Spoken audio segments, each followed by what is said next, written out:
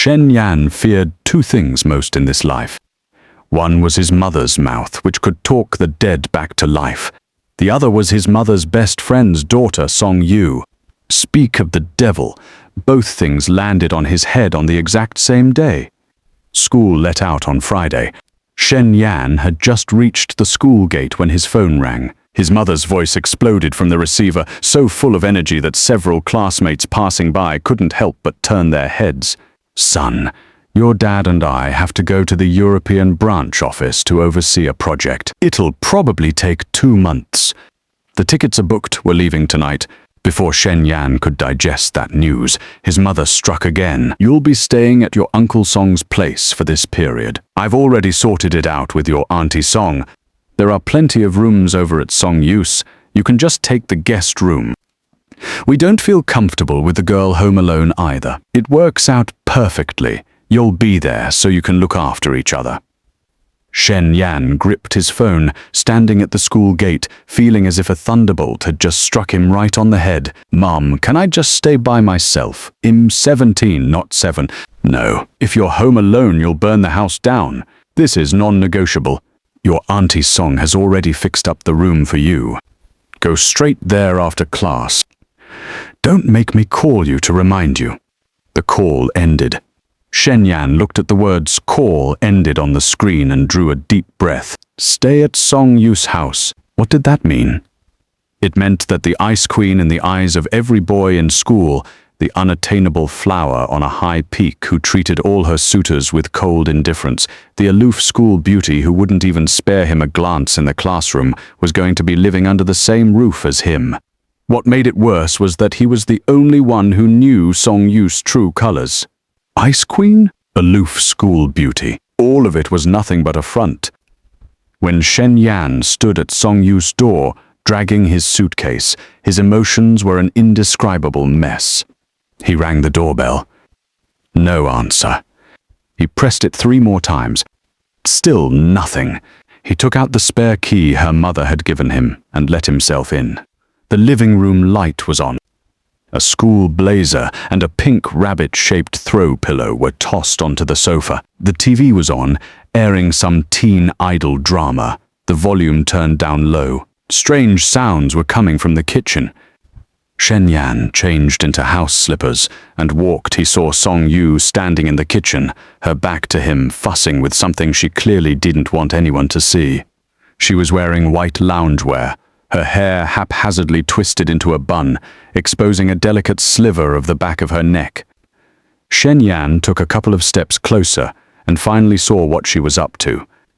She was stealing food. Specifically, she was holding the entire plate of braised spare ribs that Shen Yan had delivered in advance the night before. She had the plate cupped in one hand and was popping the ribs into her mouth one after another with her chopsticks. The way she ate was completely unguarded and utterly shameless.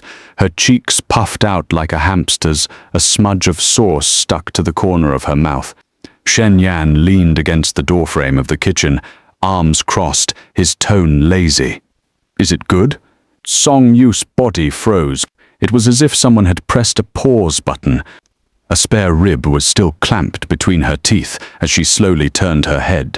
Those eyes, which at school were usually so cold they could freeze water, were now wide open and filled with the sheer panic of having been caught red-handed.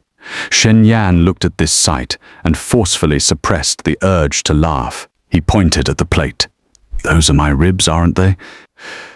Before you eat them, shouldn't you at least ask the owner's permission?"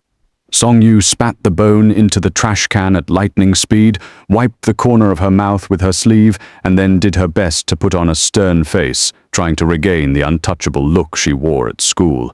Unfortunately, the lingering blush on her cheeks and her greasy, glistening lips gave her away completely. Shen Yan said, "Miss Song, you can drop the act in front of me. I've known since elementary school that you're someone who eats spare ribs with her bare hands." Song Yu's face went thoroughly red. She put the plate on the counter, stiffened her neck, but her voice was still audibly guilty. "I was hungry, and you weren't back yet. I can't exactly starve to death." Shen Yan walked over and glanced at the plate. 3 ribs left. He sighed, opened the fridge, and found it virtually empty, nothing but a few bottles of yogurt and a wilted bunch of greens. "You call this dinner?" Song Yu said nothing, just lowered her head and stared at her toes, like a primary school kid caught skipping homework.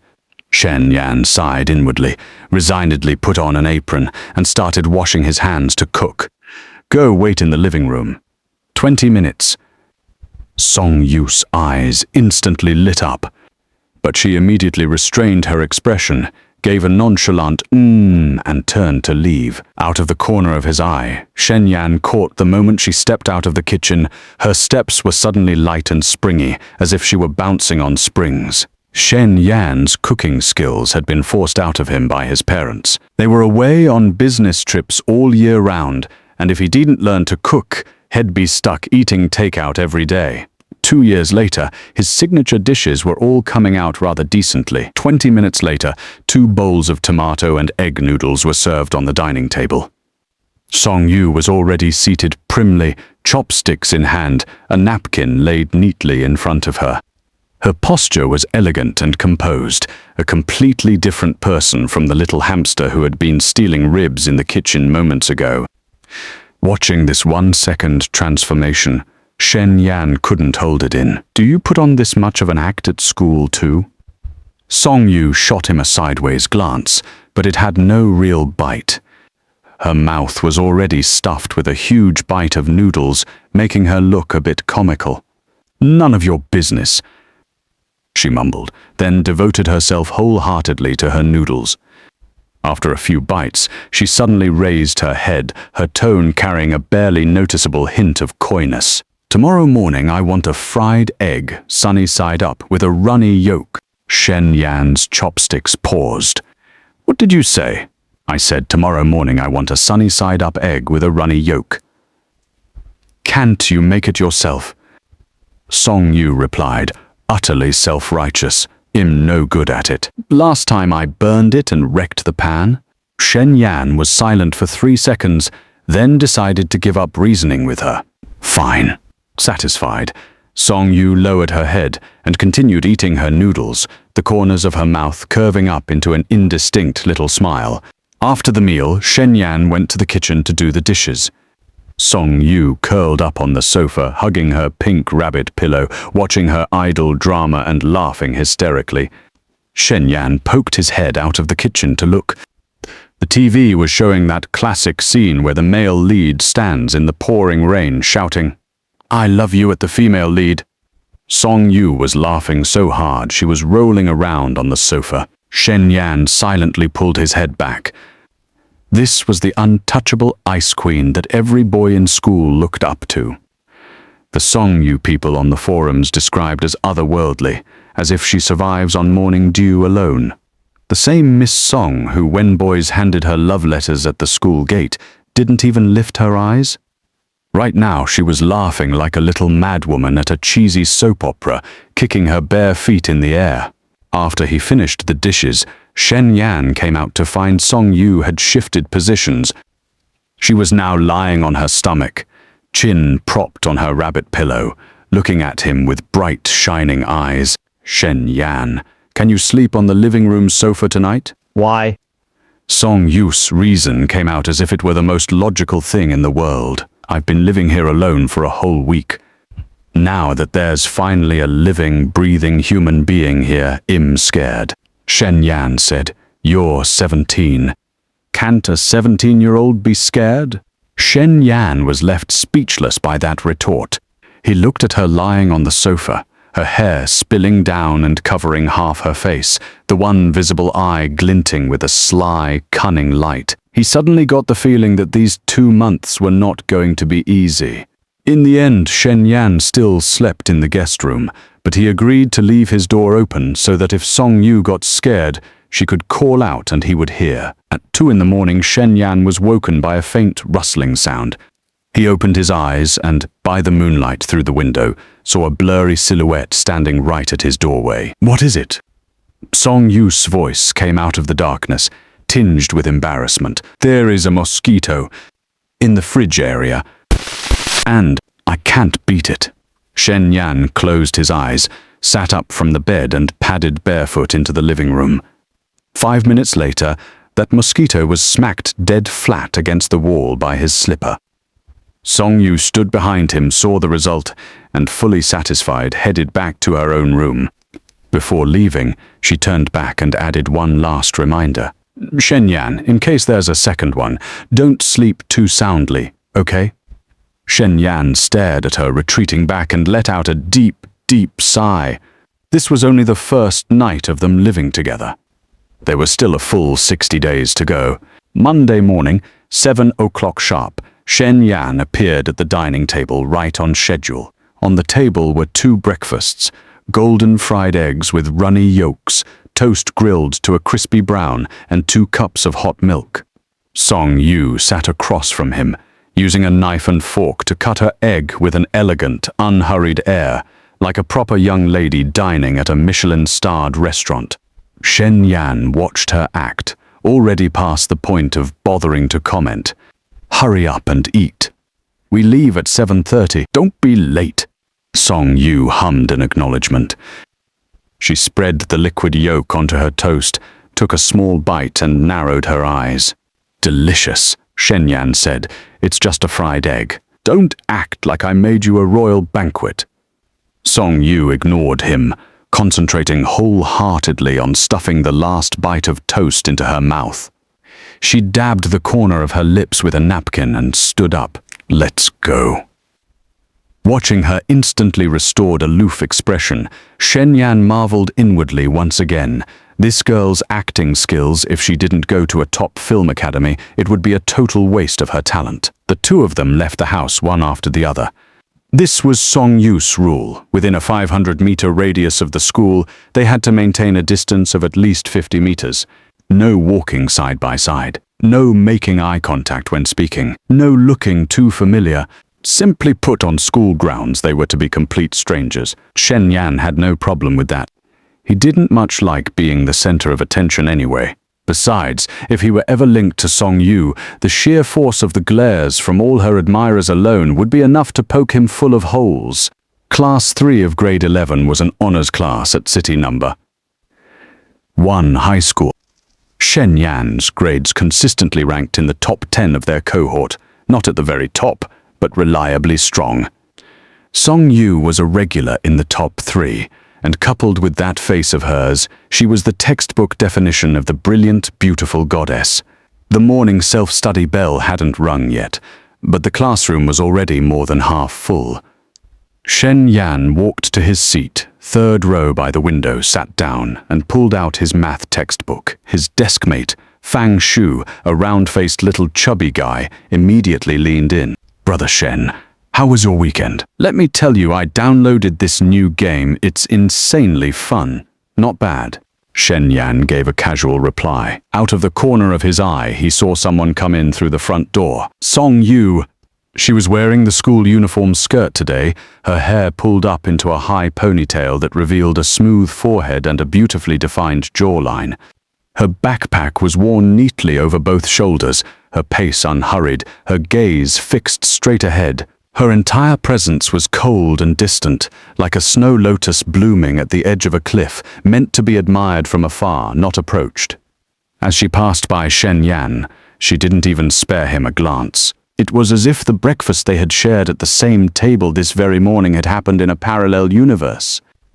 Fang Shu nudged Shen Yan with his elbow and lowered his voice. Staring dumbstruck, are you? That's Song Yu, the face of our school. Last week, the heartthrob from the school next door came to corner her and gave her a whole bouquet of roses. She didn't even take them, just walked right around him. That guy's face went completely green. Shen Yan said nothing, just pulled his gaze back to his textbook. Fang Shu continued his chatter. Just tell me, what kind of god-level guy would it take to win her over? I feel like even if a celebrity came, it wouldn't work. Shen Yan flipped a page, his tone flat. Maybe she just likes ordinary people. Fang Shu let out a snort. Keep dreaming. Just then, someone walked in through the back door. Tall, with handsome, sharp features, his school blazer casually slung over his shoulder, he moved with a swagger that seemed to bring its own wind. This was Cheng Yiming, a sports specialty student from Class 1 of grade 11, the captain of the school basketball team, voted the school heartthrob 2 years running. Rumors had it his family was in real estate, and his pocket money was more than an average student's living expenses for a whole year. The moment Cheng Yiming walked in, the eyes of several girls in the classroom lit up. But he looked at none of them. He walked straight to Song Yu's desk, placed a bottle of imported mineral water on it, his tone carrying a self-assured familiarity. "Song Yu, I heard you liked this brand. I happen to have a whole case of it at home." Every gaze in the classroom swiveled toward them in unison. Song Yu was reading her English vocabulary book. She didn't even lift her head. Her voice was cold as ice water. "No thanks." Cheng Yiming didn't leave. Instead, he smiled and leaned a hand on the edge of her desk, moving a little closer. "Don't be so formal. We're all classmates here. By the way, our basketball team has a warm-up game this afternoon. Do you want to come watch? I'll save you the best seat in the front row." Song Yu finally raised her head and looked at him. Her gaze was calm and unruffled, as if she were looking at a rock by the side of the road. No time. 2 words. Clean and crisp, leaving absolutely no room for a graceful exit. The smile on Cheng Yiming's face stiffened. The classmates around them all lowered their heads, pretending to read, but every ear was pricked up like an antenna. His expression shifted a few times, but in the end he managed to keep his poise. He left the bottle of water on her desk, turned around and walked away. As he passed Shen Yan, Cheng Yiming's footsteps paused for a fraction of a second. His gaze swept over, carrying a puzzling, scrutinizing weight. Shen Yan didn't look at him. After the morning self-study session ended, the first period was math. The math teacher, a man around 40 surnamed Yan, wore a pair of gold-rimmed glasses. He taught with stern rigor and asked questions even more sternly. The students privately called him Yan, the Grim Reaper. Today's lesson was about drawing auxiliary lines in solid geometry. Teacher Yan drew a complex polyhedron on the blackboard, then turned around and scanned the classroom. "For this problem, who wants to come up and solve it on the board?" The entire class fell into dead silence. A geometry problem of this caliber was enough to make your head spin just looking at the diagram, let alone finding the auxiliary lines. Teacher Yan pushed his glasses up. "No volunteers?" Then I'll call a name. His eyes skimmed down the roster and finally stopped at one name, Shen Yan. Shen Yan stood up and walked to the front. He picked up a piece of chalk, stared at the figure on the board for 3 seconds, then raised his hand. He drew an auxiliary line running through 3 vertices. Teacher Yan's eyebrows lifted. Shen Yan then drew a perpendicular plane on the side, labeled the intersection point H, and took a step back. His voice was not loud, but it was perfectly clear. "Pass a plane through point a perpendicular to the base.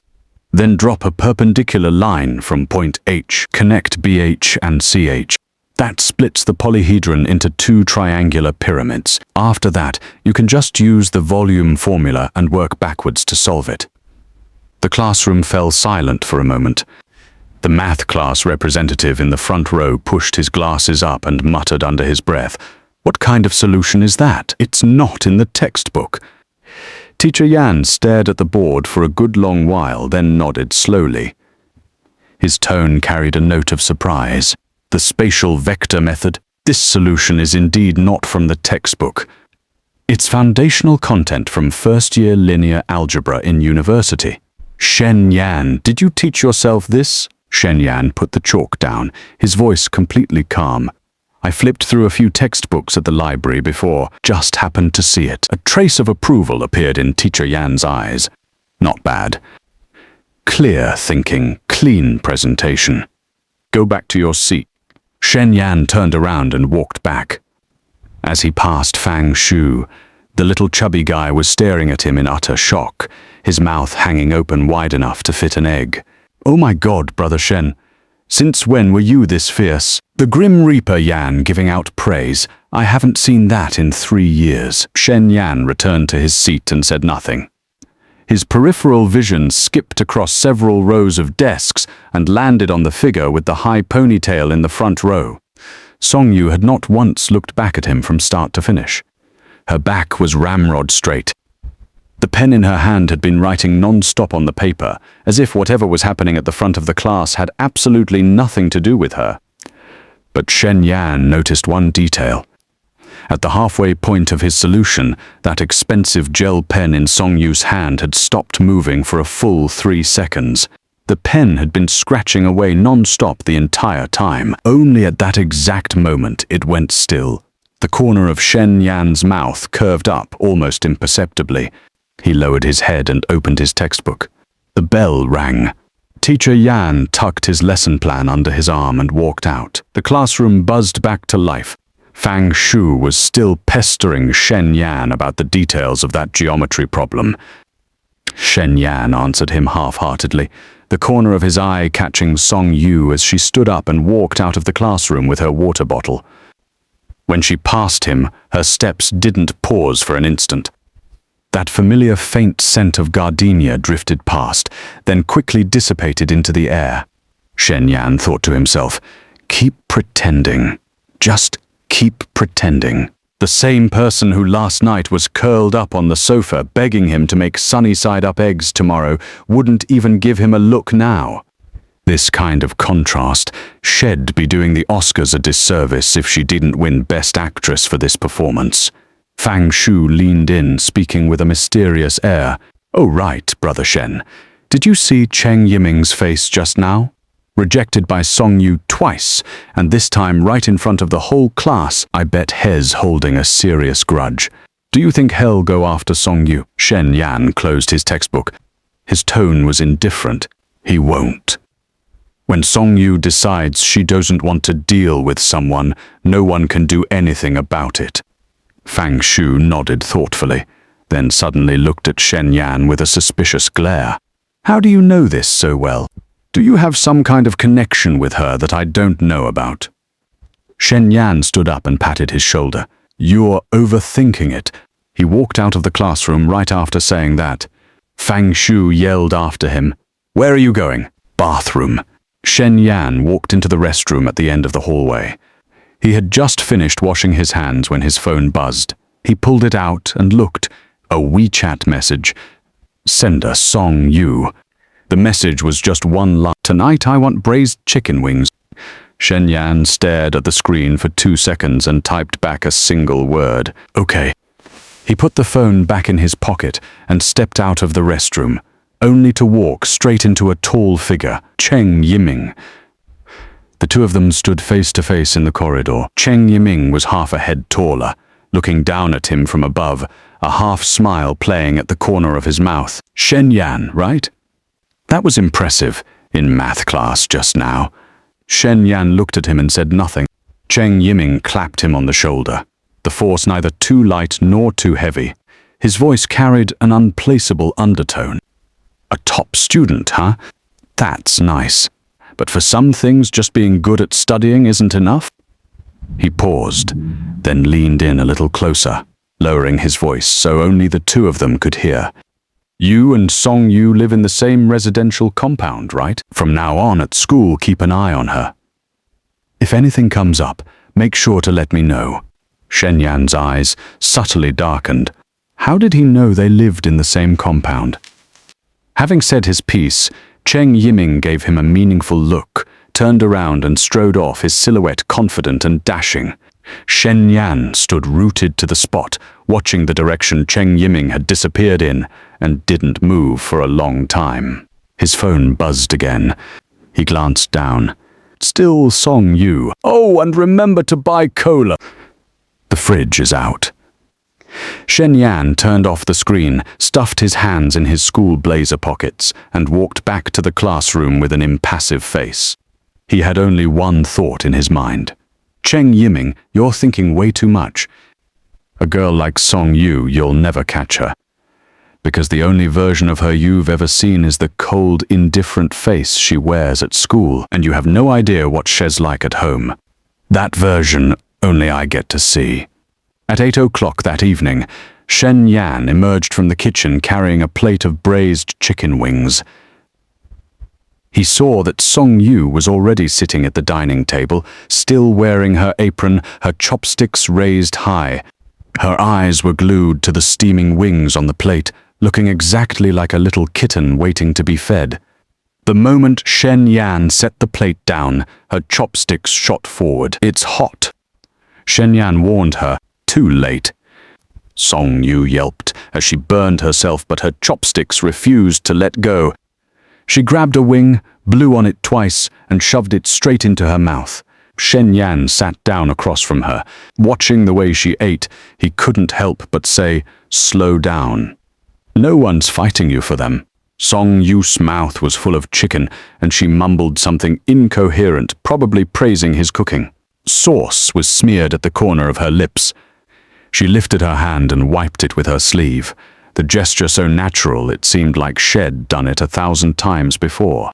Shen Yan silently pulled a napkin from the tissue box and handed it to her. "Use this." Song Yu took the napkin and at least cleaned the corner of her mouth, then reached for a second wing.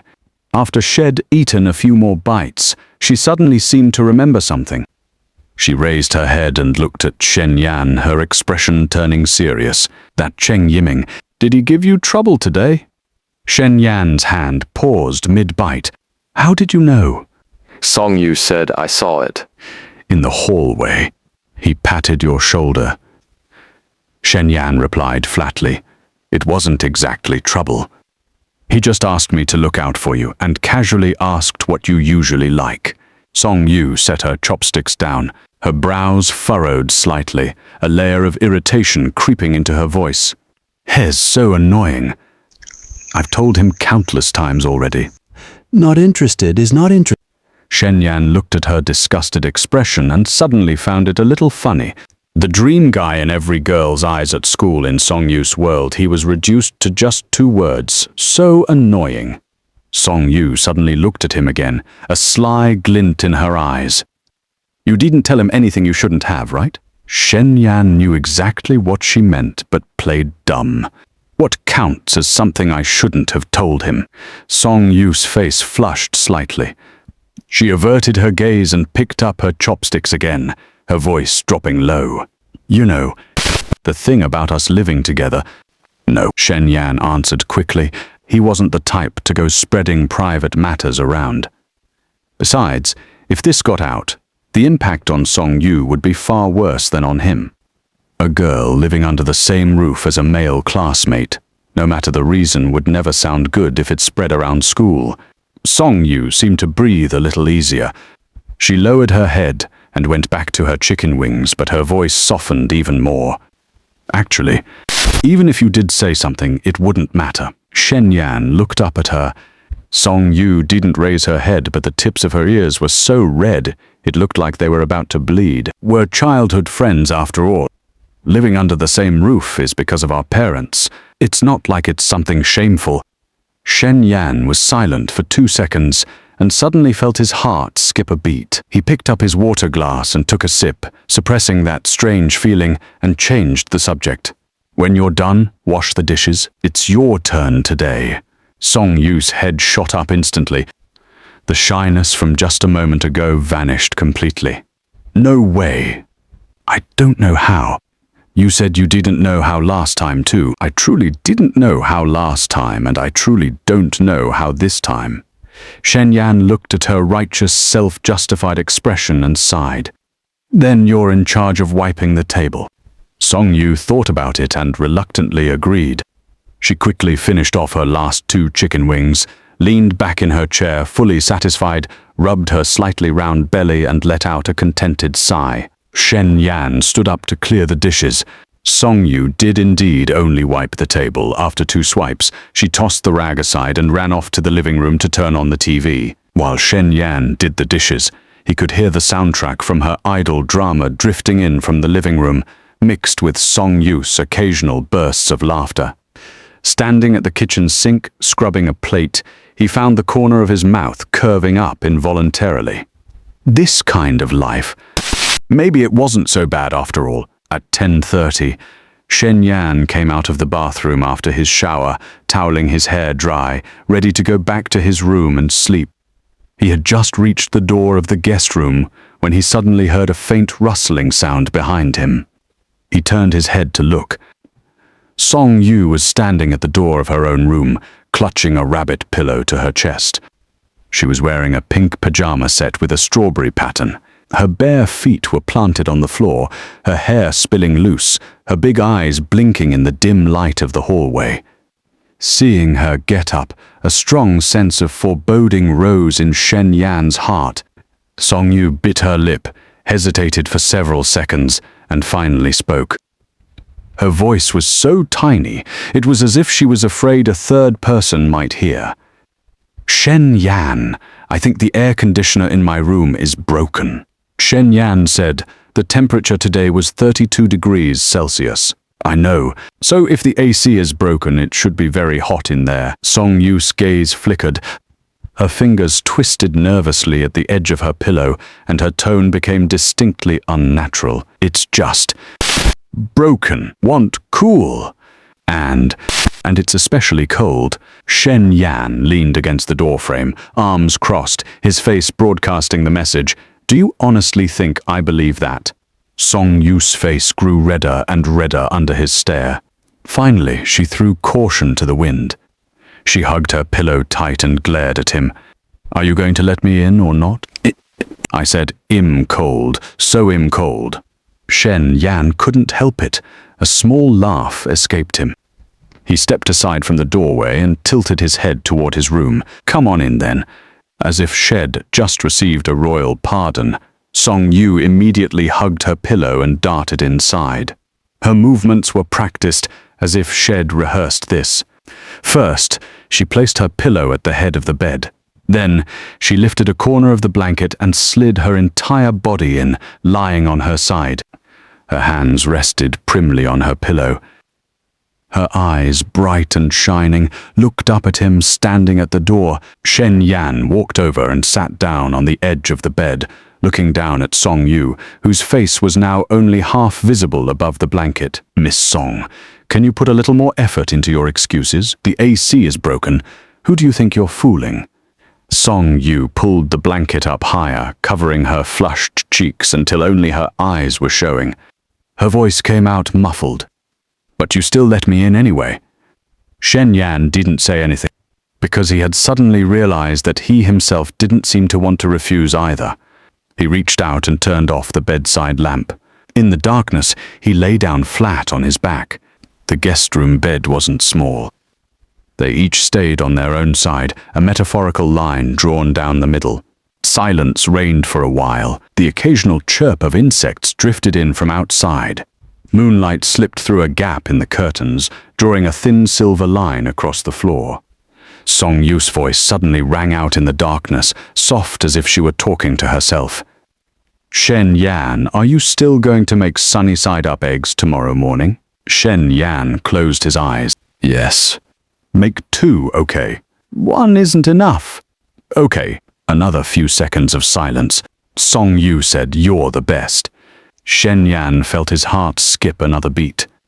He didn't reply, pretending he'd already fallen asleep. Soon, steady, even breathing came from beside him. Song Yu had fallen asleep. Her sleeping posture wasn't too bad, but when she rolled over, she took a good majority of the blanket with her. Shen Yan lay in the darkness with his eyes open, feeling half his body exposed to the cold air from the AC. He let out a silent sigh and tugged the blanket back his way. In her sleep, Song Yu murmured something flipped over, and one of her hands unconsciously landed on his arm. Shen Yan's body tensed. Her fingers were cool to the touch, her fingertips curling lightly on his arm with a pressure as gentle as a feather. Shen Yan didn't move. He could hear his own heartbeat, thump after thump, abnormally clear in the quiet of the night. He didn't know when he finally fell asleep. The next morning, Shen Yan was woken by his alarm. He opened his eyes. His first reaction was that the space beside him was empty. Song Yu had already returned to her own room at some unknown point. He sat up, rubbed his eyes, and prepared to get out of bed and wash up. And then he saw it. Buried in the pile of blankets at the foot of the bed was a hint of pink fabric. Shen Yan reached out and pulled it free. It was a neatly folded set of strawberry pajamas. On the collar of the top was a crooked little strawberry sewn on by hand. Song Yu, when Shed left last night, had forgotten her pajamas here. Holding that set of pajamas, Shen Yan felt like he was holding a ticking time bomb. He was just about to get out of bed and deliver them back to her when his phone buzzed. He opened WeChat. Song Yu had sent him a photo. The photo was of his bed. Right in the center of the frame were those strawberry pajamas bathed in the morning sunlight, a splash of soft pink lying serenely against the dark grey sheets. The color contrast was so stark it looked like a deliberate setup. Below the photo was a single line of text. "If you dare let anyone else see this photo, it'll make you understand the meaning of a fate worse than death." At the end, Shed added a cleaver emoji. Shen Yan stared at the screen, the corner of his mouth twitching. He typed back a reply. "Song Yu, you were the one who left them on my bed." The response came back instantly. "That doesn't matter either. You put them away right now. Hide them. I'll come get them tonight." And then another message right after. "I want 3 sunny-side-up eggs this morning." Shen Yan looked at these 3 messages, tossed his phone onto the bed, flopped back onto his pillow, and stared at the ceiling. A laugh suddenly escaped him. The ice queen in the hearts of every boy at school, her way of threatening him was with a pajama photo and 3 sunny-side-up eggs. If he told anyone, who would ever believe it? Shen Yan rolled out of bed, carefully folded the strawberry pajamas, and placed them in the bottom drawer of his wardrobe. Then he walked into the kitchen, turned on the stove, poured the oil, and took the eggs out of the fridge. 3 sunny-side-up eggs. As he fried them, he thought to himself, this feeling. He couldn't quite say if it was good or bad. But he did know one thing. These 2 months he probably wasn't getting out of this. As late October arrived, City Note, one high school welcomed its annual school anniversary week. From morning to night, the bulletin board was surrounded by a crowd. Posters with red backgrounds and black lettering were plastered in a neat row. The most prominent spot held the notice for the School Anniversary Arts Showcase sign-up. For the grade 11 students, this was their last chance to show their talents in front of the entire school during their high school years, and each class was going all out to put together a program. Fang Shu had dragged Shen Yan over to the bulletin board area first thing in the morning.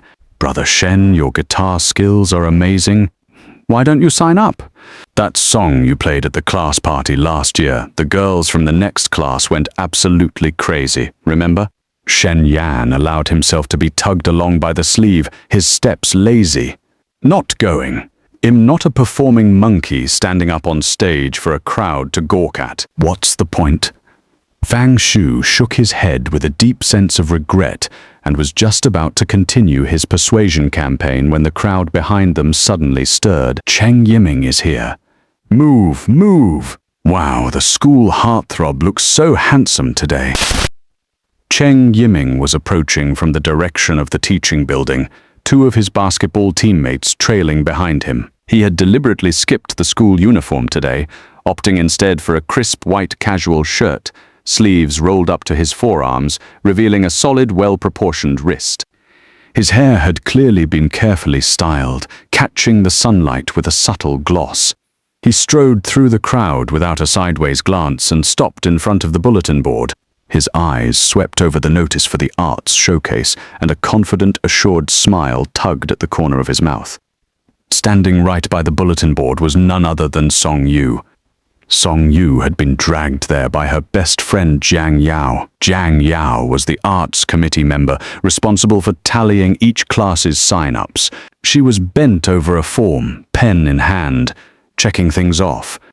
Song Yu stood beside her, idly flipping through a book, completely indifferent to the commotion around her.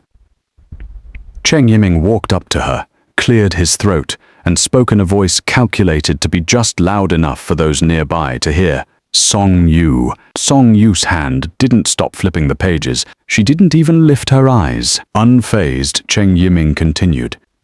For this year's anniversary showcase, the student council would like to invite you to perform a piano solo. Everyone in school knows your piano skills. You won gold at the city competition last year. If you went up on stage and played a piece this year, it would absolutely be the highlight of the entire evening. The students around them all pricked up their ears, their gazes swiveling in unison toward Song Yu. Cheng Yiming's words sounded like a formal invitation on behalf of the student council, but everyone knew he was openly showing his interest in Song Yu. He had also been the one to proactively invite her for last year's showcase. Although she had refused then, Cheng Yiming clearly hadn't given up. Jiang Yao stopped her pen and nudged Song Yu gently with her elbow. A piano solo really would suit you. Do you want to think about it? Song Yu finally lifted her head and closed her book. She looked at Cheng Yiming with that same unchanging, indifferent expression, as if the person standing in front of her was not a handsome, wealthy school heartthrob, but merely a wall she needed to walk around. Sorry. Not interested. 5 words, delivered flatly. An even more decisive rejection than last time. Cheng Yiming's smile froze for a split second, but it quickly recovered. He took half a step forward and lowered his voice, injecting a note of earnest sincerity into his tone. Song Yu, I truly hope you'll come. The stage this time was built with a ton of effort from the school. The sound system and lighting are all professional grade. If you go up and play just one piece, it's guaranteed. Song Yu cut him off. I said, I'm not interested. She moved to turn around and leave right after she spoke. In his desperation, Cheng Yiming reached out to grab her wrist. His fingertips had just brushed her sleeve when Song Yu snatched her hand back, as if she'd been burned. Her eyes went cold in an instant. Cheng Yiming, what are you doing? Her voice rose several decibels and everyone around them could hear it loud and clear. Cheng Yiming's hand froze in midair, his face cycling between white and red. Right at that moment, something no one expected happened. Song Yu suddenly turned her head. Her gaze pierced through the layers of the crowd and landed with pinpoint precision on Fang Shu. Fang Shu was standing right next to Shen Yan, spectating the drama with a lollipop in his mouth, completely unaware that he was about to be swept into the eye of a storm. Song Yu raised a slender finger and pointed it directly at him. That student over there? The lollipop nearly fell out of Fang Shu's mouth. He looked left and right, confirmed that Song Yu was indeed pointing at him, and his face morphed from spectator to sheer terror. Me? Song Yu's voice returned to its previous icy coolness, but every single word was carved out with knife-like clarity. Could you please pass a message to that senior for me? Her gaze moved from Fang Shu's face and swept coldly over Cheng Yiming, then settled back on Fang Shu. Her voice was not loud, but it was clear enough for every single person there to hear. Tell him to stay away from my man. A deathly hush fell over the entire crowd. Fang Shu's lollipop dropped straight to the ground, bounced twice, and rolled to a stop by Shen Yan's shoe. His mouth hung open wide enough to swallow a fist. His brain had completely short-circuited. He was nailed to the spot like a stone statue. After 2 seconds of stunned silence, the crowd around them erupted in an absolute uproar. Holy crap, holy crap, holy crap, what did she just say? My man, Song Yu has a boyfriend? Who was she pointing at? That chubby guy? No way. No, wait. She was talking to the chubby guy, so what she meant was everyone's gaze started swiveling wildly between Fang Shu and Shen Yan. Fang Shu was the one Song Yu had spoken to directly, but the person standing right next to Fang Shu was Shen Yan. And, crucially, Cheng Yiming reacted faster than anyone. His face, the instant Song Yu finished that sentence, went from awkwardness to shock, and from shock to a dark, brooding grimness. Finally, his stare locked dead onto Shen Yan.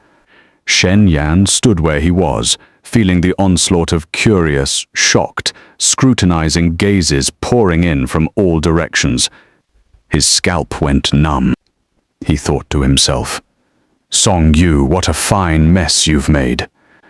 But Song Yu gave him absolutely no time to buffer. After dropping that bombshell, she grabbed the still stupefied Jiang Yao and turned around and strode off without looking back.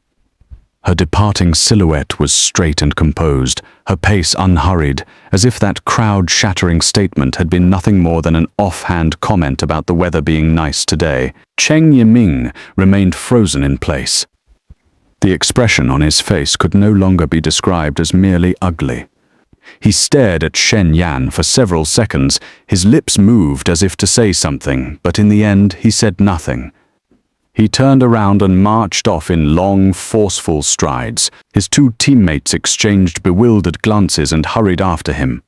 The buzz of the crowd grew louder and louder, like a pot of water at full boil. Shen Yan bent down, picked up Fang Xu's fallen lollipop, and stuffed it back into his hand. "Let's go." Fang Xu was dragged several steps by him before his mind finally rebooted. He grabbed Shen Yan's arm, his voice trembling. "Brother Shen, did you hear that? What Song Yu just said?" She said, "Stay away from my man." She was speaking to me. She asked me to pass the message. So who is her man? Shen Yan said, "How should I know? Wrong." Fang Xu's voice suddenly spiked a full octave. "Why would she say that to me? She never talks to me normally.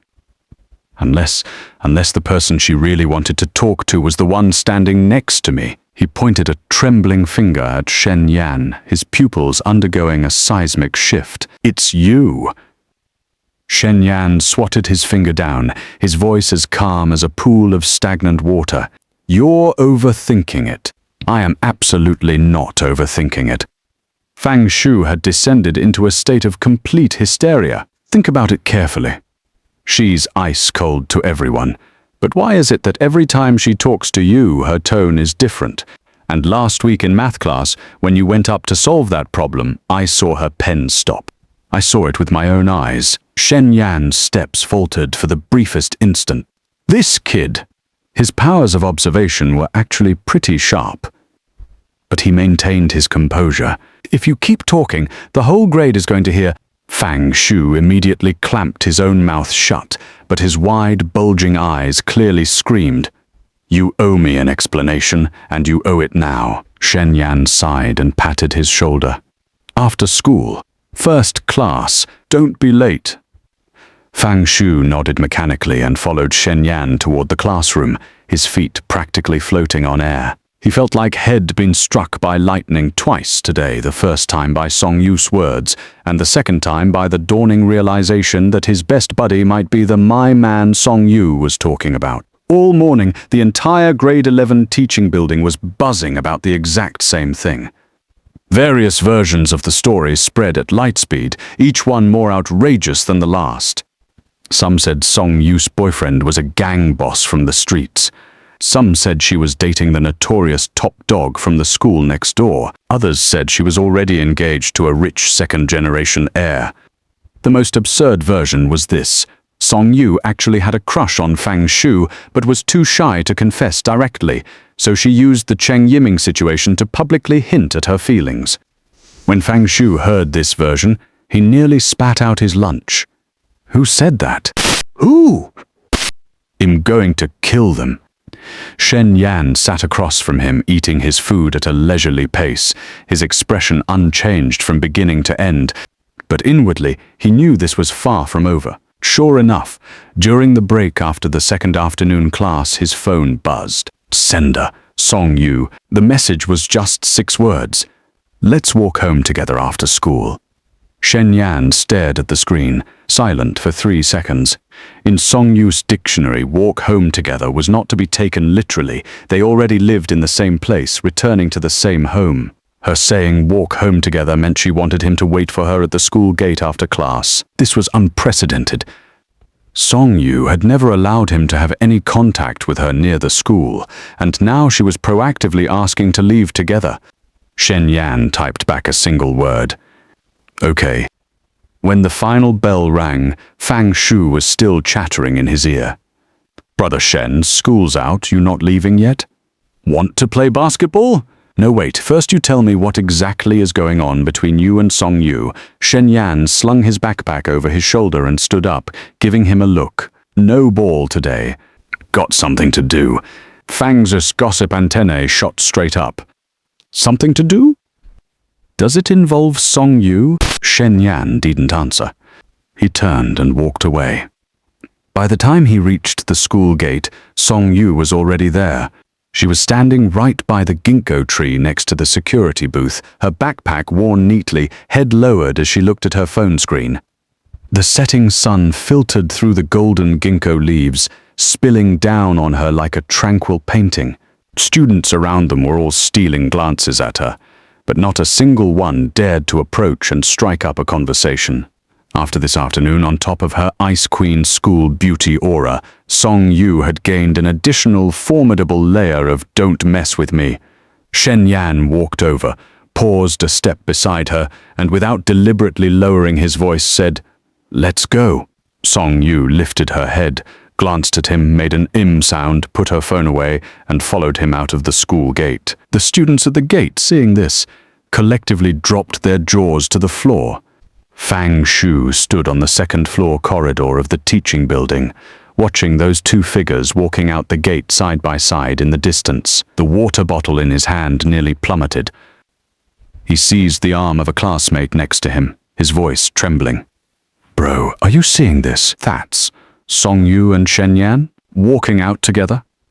That classmate calmly patted his shoulder. "The whole school is seeing it." That evening, the school forum server lagged for a solid 2 hours.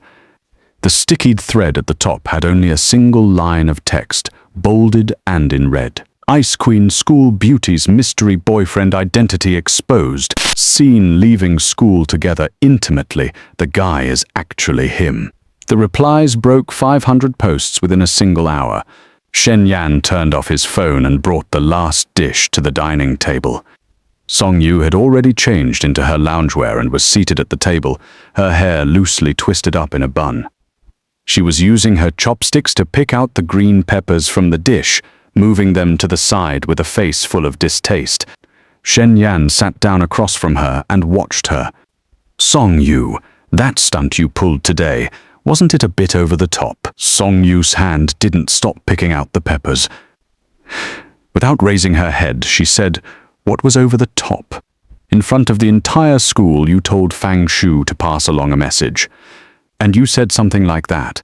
Did you have any idea what's been circulating on the forums this afternoon?" "Circulating what?" "That your boyfriend is Fang Shu." Song Yu's chopsticks finally stopped. She raised her head and looked at Shen Yan with an expression that said, "Did water get into your brain? Fang Shu? That round-faced little chubby guy?" Shen Yan said yes. Song Yu was silent for 2 seconds, then lowered her head. Her shoulders shook almost imperceptibly. "She was laughing," Shen Yan said helplessly. "You can still laugh." Song Yu lifted her head. The curve of her smile hadn't quite retracted yet, and her eyes held a hint of a triumphant gleam. "I didn't say he was my boyfriend. I said to pass the message to Cheng Yiming, to tell him to stay away from my man. As for who my man is, let them guess all they want." Shen Yan was rendered speechless by this twisted piece of logic. Song Yu lowered her head again and poked at the rice in her bowl with her chopsticks. Her voice suddenly grew very small, and besides, "I wasn't wrong." Shen Yan's chopsticks paused in midair. What wasn't wrong? Song Yu's face slowly, steadily turned red. She didn't look up, just lifted her bowl to shield most of her face. The tips of her ears peeking out were as red as blazing clouds. "It's just that." Her voice got smaller and smaller, until it was barely a mosquito's buzz. Shen Yan heard it clearly. His heart felt like it had been smacked hard by something, then melted, soft and warm. He too lowered his head, shoveled a huge mouthful of rice into his mouth, and mumbled, "Just eat." Song Yu peeked at him from behind her bowl with one eye, then buried her own head in her bowl as well. That meal passed in near silence, but both of them knew with absolute clarity. Some things don't need to be spelled out, but Cheng Yiming wouldn't let this go. Shen Yan understood that perfectly. This was far from over. Cheng Yiming, as expected, did not let it go. 3 days after the school anniversary incident, Shen Yan was summoned to the homeroom teacher's office. Teacher Yan sat behind his desk, a cup of tea steaming in front of him. His expression wasn't exactly harsh, but it was certainly not relaxed. Shen Yan, recently some classmates have come to me expressing concerns. They say you and a female classmate are getting a little too close. You're at a critical age for your studies right now. Some things need to have their proper weight and priority clearly understood. Shen Yan stood in front of the desk, his expression calm. Teacher Yan, I'm not sure what exactly you're referring to. Teacher Yan glanced at him, took a sip of his tea, and his tone eased somewhat. I won't press for specifics. You're a smart student. You know in your own heart where the line is. By the way, Cheng Yiming mentioned that you and Song Yu were walking together at the school gate last week. What was that about? Shen Yan gave a cold, inward sneer. So it was Cheng Yiming after all. Teacher Yan, Song Yu and I live in the same residential compound. We grew up together, walking home together along the way after school. Surely that's not an issue. Teacher Yan pushed his glasses up, seemingly gauging the truth of his words. Finally, he waved a hand. All right, I understand. You can go back now. Shen Yan walked out of the office and, at the corner of the hallway, came face to face with Cheng Yiming. Cheng Yiming was leaning against the wall, arms crossed, wearing a smirk that was hard to read. Shen Yan, how did it feel getting a talking to from old Yan? Shen Yan stopped walking and looked at him. You were the one who tattled. Cheng Yiming shrugged, his tone light and casual. I merely reported the facts to the teacher as I saw them. After all, maintaining the moral standards of the class is every student's responsibility. Shen Yan stared at him for 2 seconds and then suddenly smiled. The smile was very faint, but for some reason it sent a chill down Cheng Yiming's spine. Cheng Yiming, do you know why Song Yu doesn't give you the time of day? Cheng Yiming's smirk froze solid. Shen Yan took a step forward, lowering his voice so only the two of them could hear. Because you haven't figured out one single thing from start to finish. Her not liking you has absolutely nothing to do with anyone else. She simply, purely, doesn't think much of you. Having said his piece, he walked right past the rigidly frozen Cheng Yiming and continued on his way without looking back. Shen Yan might have delivered that line with swagger, but the irritation in his heart hadn't faded. After returning to the classroom, he didn't say a word for the entire afternoon. His face lacked any particular expression, but anyone who knew him could tell this was what Shen Yan looked like when he was genuinely angry. After school, he went home first by himself, without waiting for Song Yu. As soon as he got through the door, he headed straight for the kitchen, banging pots and pans as he started cooking. When he dropped the greens into the wok, hot oil splattered onto his hand. He shook it off, the frustration inside him only growing. He didn't blame Song Yu. Guys like Cheng Yiming existed everywhere, relying on a bit of family money and a decent face, thinking all the girls in the world should revolve around him. When chasing didn't work, he resorted to dirty tricks. It was disgusting. But he still felt a knot in his chest. Not because of Cheng Yiming, because of what Song Yu had said that day. Stay away from my man. That statement had been too direct, so direct that Shen Yan felt like someone had suddenly yanked him from the shadows into a blinding spotlight.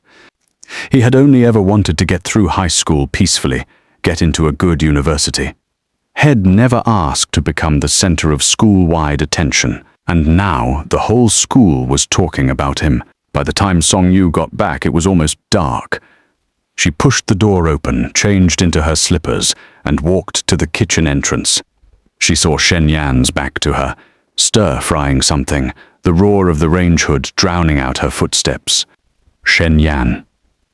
Shen Yan didn't turn around. His voice was very flat. Dinner's almost ready. Go wash your hands first. Song Yu stood where she was, not moving. Her intuition was pinging wildly. Something was off. Normally when she came back, Shen Yan would at least glance her way, sometimes even tease her a little. Today, he hadn't even turned his head. During dinner, the two of them sat across from each other, neither saying a word. Song Yu put a bite of food in her mouth, chewed twice, and stole a look at Shen Yan. His expression was perfectly normal. So normal it was abnormal. Song Yu put her chopsticks down. "What's wrong with you today?" Shen Yan picked up a bite of food, his tone distant. "Nothing. Just eat your food."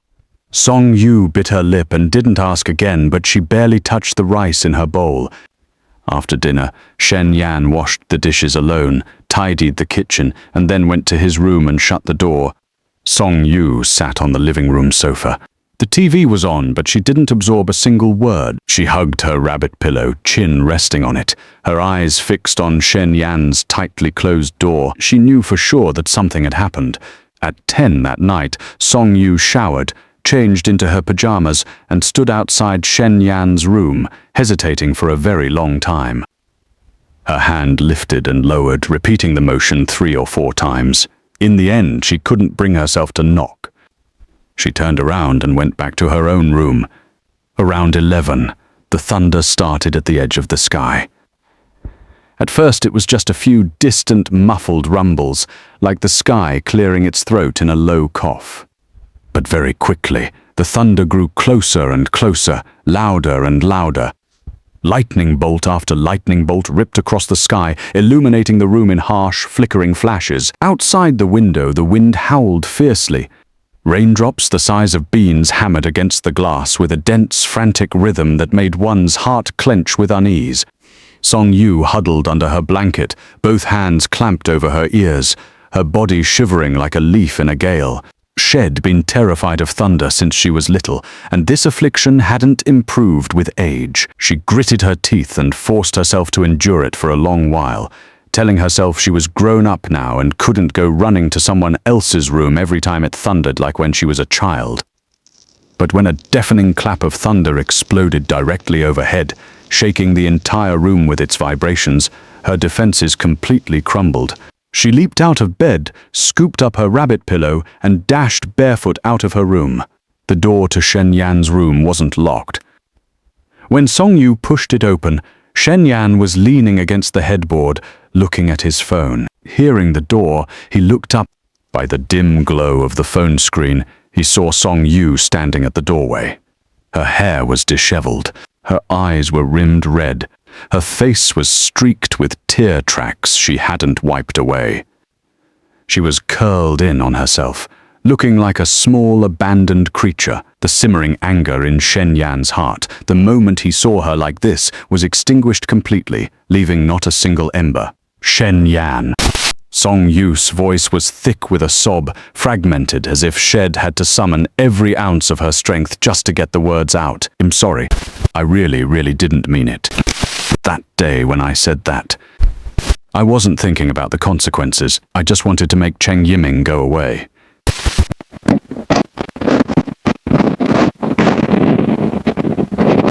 "I didn't know it would cause so much trouble for you. I'm sorry." By the end, she was crying so hard she couldn't speak, large tears rolling down her cheeks, her shoulders shaking with each sob. And at that precise, worst possible moment, another clap of thunder boomed outside the window. The room shook with the force of it. Song Yu let out a shriek like a terrified rabbit. She threw all caution to the wind and hurled herself onto Shen Yan. The impact knocked Shen Yan back against the headboard. His phone was still clutched in his hand, but his other arm instinctively came up to catch her. Song Yu's entire body was trembling. Her face was buried against his chest, and his t-shirt was already soaked through with her tears. Her fingers were clenched so tightly in the fabric of his shirt that the knuckles stood out white. Shen Yan looked down at her. Something in his heart ached, soft and sore. He reached out and gently patted her back. "Stop crying. I'm not angry at you." Song Yu lifted her tear-streaked face from his chest, still sniffling. Liar. You didn't say a single word all through dinner. I called you and you ignored me. Shen Yan said helplessly. I was angry at Cheng Yiming. Not you. Song Yu sniffled. The tears still wouldn't stop. Really? Really. Song Yu gave a few more shuddering sobs and buried her face back against his chest. Her voice was muffled, thick with congestion. Then you're not allowed to ignore me. Shen Yan felt as if a tiny hand had gently squeezed his heart, a sensation both numb and sweet. He sighed, resigned, and pulled her a little closer into the curve of his arm, resting his chin on the top of her head. I wasn't ignoring you. I just wanted a moment of peace to myself. Her voice was still muffled against his chest. Next time, you're not allowed to have a moment of peace to yourself. Fine. Another clap of thunder struck, and Song Yu's body flinched involuntarily. Shen Yan felt her trembling, and without thinking, tightened his arm around her. Song Yu shifted in his arms, finding an even more comfortable position. She clung to him like a koala, even draping a leg over his. Shen Yan's body went rigid. Song Yu. Your leg. What leg? I don't have a leg. Shen Yan had nothing to say to that. Gradually, the thunder outside began to recede. The torrential rain softened into a gentle patter. Song Yu's breathing slowly evened out. She was no longer trembling, but she showed absolutely no sign of letting go. Shen Yan leaned against the headboard, one arm still holding her, his other hand reaching for his phone to check the time, nearly midnight. Song Yu, time to sleep. No response. He looked down. Her eyes were closed. Her lashes, still wet with tears, rested against her cheeks. Her breathing was steady and deep. She had actually fallen asleep, right there, on top of him. Shen Yan maintained this position, staring at the ceiling for a long while. He considered moving her to the other side of the bed, but the moment he shifted, Song Yu murmured something in her sleep and tightened her hold on him even more. He sighed and gave up struggling. When he woke the next morning, she was no longer in his bed. Shen Yan rubbed his eyes and sat up. His t-shirt was a wrinkled mess, and there was a small, suspicious patch of dampness on the chest area, probably a combination of last night's tears and drool. He changed his clothes and walked out of his room. Instantly, the smell of something burning hit his nose. A sense of dread dropped into his stomach. He hurried into the kitchen and witnessed a scene he would remember for the rest of his life. Song Yu was wearing an apron, standing at the stove, a spatula in hand. She was facing a smoking frying pan, looking utterly lost. Egg splatters covered the countertop. Bits of broken eggshell littered the floor. In the trash can lay 2 lumps of black, unidentifiable matter, the casualties of her first 2 attempts. Her delicate face was taut with concentration, beads of sweat dotting her forehead. She looked more stressed than she ever did during a physics competition. The egg currently in the pan had its edges burnt to a crisp, while the yolk was still completely raw. Song Yu carefully prodded it with the spatula. Raw egg white ran everywhere. She muttered a curse under her breath, her ears going red with frustration. Shen Yan leaned against the doorframe, taking in her disastrous state, and couldn't hold back a laugh. Hearing the laugh, Song Yu whipped her head around. Seeing it was Shen Yan, her face flushed all the way down to her neck. Don't look. Still chuckling, Shen Yan walked over, took the spatula from her hand, turned off the stove, and scraped her failed fried egg into the trash. Then he turned the stove back on, poured fresh oil, cracked a new egg, and completed the entire sequence in one fluid motion. Song Yu stood beside him, biting her lip. Her expression was a mix of wounded pride and stubborn defiance. I practiced so many times already. Shen Yan said, I can tell. 2 martyrs in the trash can. Song Yu's face grew even redder. She reached out and pinched his arm. Shen Yan tried to dodge but failed and got a solid pinch. Ow! Serves you right. Shen Yan scooped the perfectly fried sunny-side-up egg onto a plate and handed it to her. What were you doing getting up so early to mess with this? Song Yu took the plate. She looked down at the flawless, runny yolked egg, and her voice softened. Making a bento for you. To apologize. Shen Yan paused. You made a bento for me? Song Yu nodded and pointed at the dining table. Shen Yan turned to look. On the table was a blue bento box, its lid already closed. He walked over and opened it. The contents made him fall silent. The rice had been shaped into 2 round balls, one big and one small. It looked like an attempt at making panda faces, but the eyes and mouths made of nori seaweed were all crooked and misplaced, making them look more like 2 terrified potatoes. Next to them were a few slices of ham, cut with wildly varying thickness, and some stir-fried greens that were twisted into odd shapes. A blob of ketchup was squeezed into the corner, probably meant to be a smiley face, but the final form looked more like an abstract expressionist painting. The visual appeal of the entire bento box could only be described as disastrous, but Shen Yan stared at those 2 lopsided rice balls for a very long time. He suddenly felt a tightness in his throat. Song Yu stood behind him, her hands twisting together, nervously awaiting his verdict. Is it really ugly? I wanted to make panda rice balls, but I just couldn't cut the seaweed right. Shen Yan closed the bento box, turned around and looked into her eyes. His voice was earnest. Not ugly. It's perfect. Song Yu's eyes instantly lit up. Really? Really? Song Yu's lips twitched. She tried and failed to suppress a smile. She let out a himph, pretending not to care as she walked off. But halfway, she turned back to add a stern instruction. You have to eat every single bit of that rice ball. Not a grain left. Shen Yan watched her retreating figure, then looked back down at the bento box in his hands. The smile on his face was impossible to hold back. Later, when Fang Shu saw Shen Yan open that bento box at school, his entire being turned to stone. He pointed a trembling finger at the 2 crooked rice balls, his voice shaking. Brother Shen, who made this for you? Since when have you had a girlfriend? You kept this from me. Shen Yan picked up a rice ball with his chopsticks and put it in his mouth. He chewed. The flavor was a little too salty. The rice wasn't packed tightly enough and fell apart the moment he bit into it.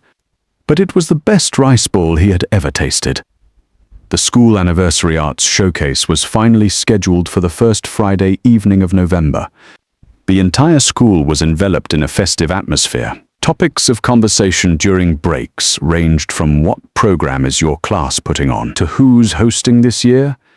And even I heard so-and-so from the next class is going to sing. It never ended. Shen Yan had zero interest in any of it. His sole concern was whether Cheng Yiming would use this opportunity to stir up more trouble. As it turned out, his gut feeling was right on the mark. Wednesday afternoon was PE class. Class 3 and the neighboring Class 1 happened to be on the field at the same time. Class 3 was practicing relay races on the track, while Class 1 was in the middle of free play on the basketball court. Cheng Yiming, along with several members of the basketball team, was running a half-court game. Their dribbling, passing and shooting were fluid and impressive, drawing waves of delighted squeals from the girls sitting on the sidelines. Song Yu was not among the squealers. She was sitting on the grass at the edge of the field with Zhang Yao, a bottle of mineral water in her hand, looking down at her phone.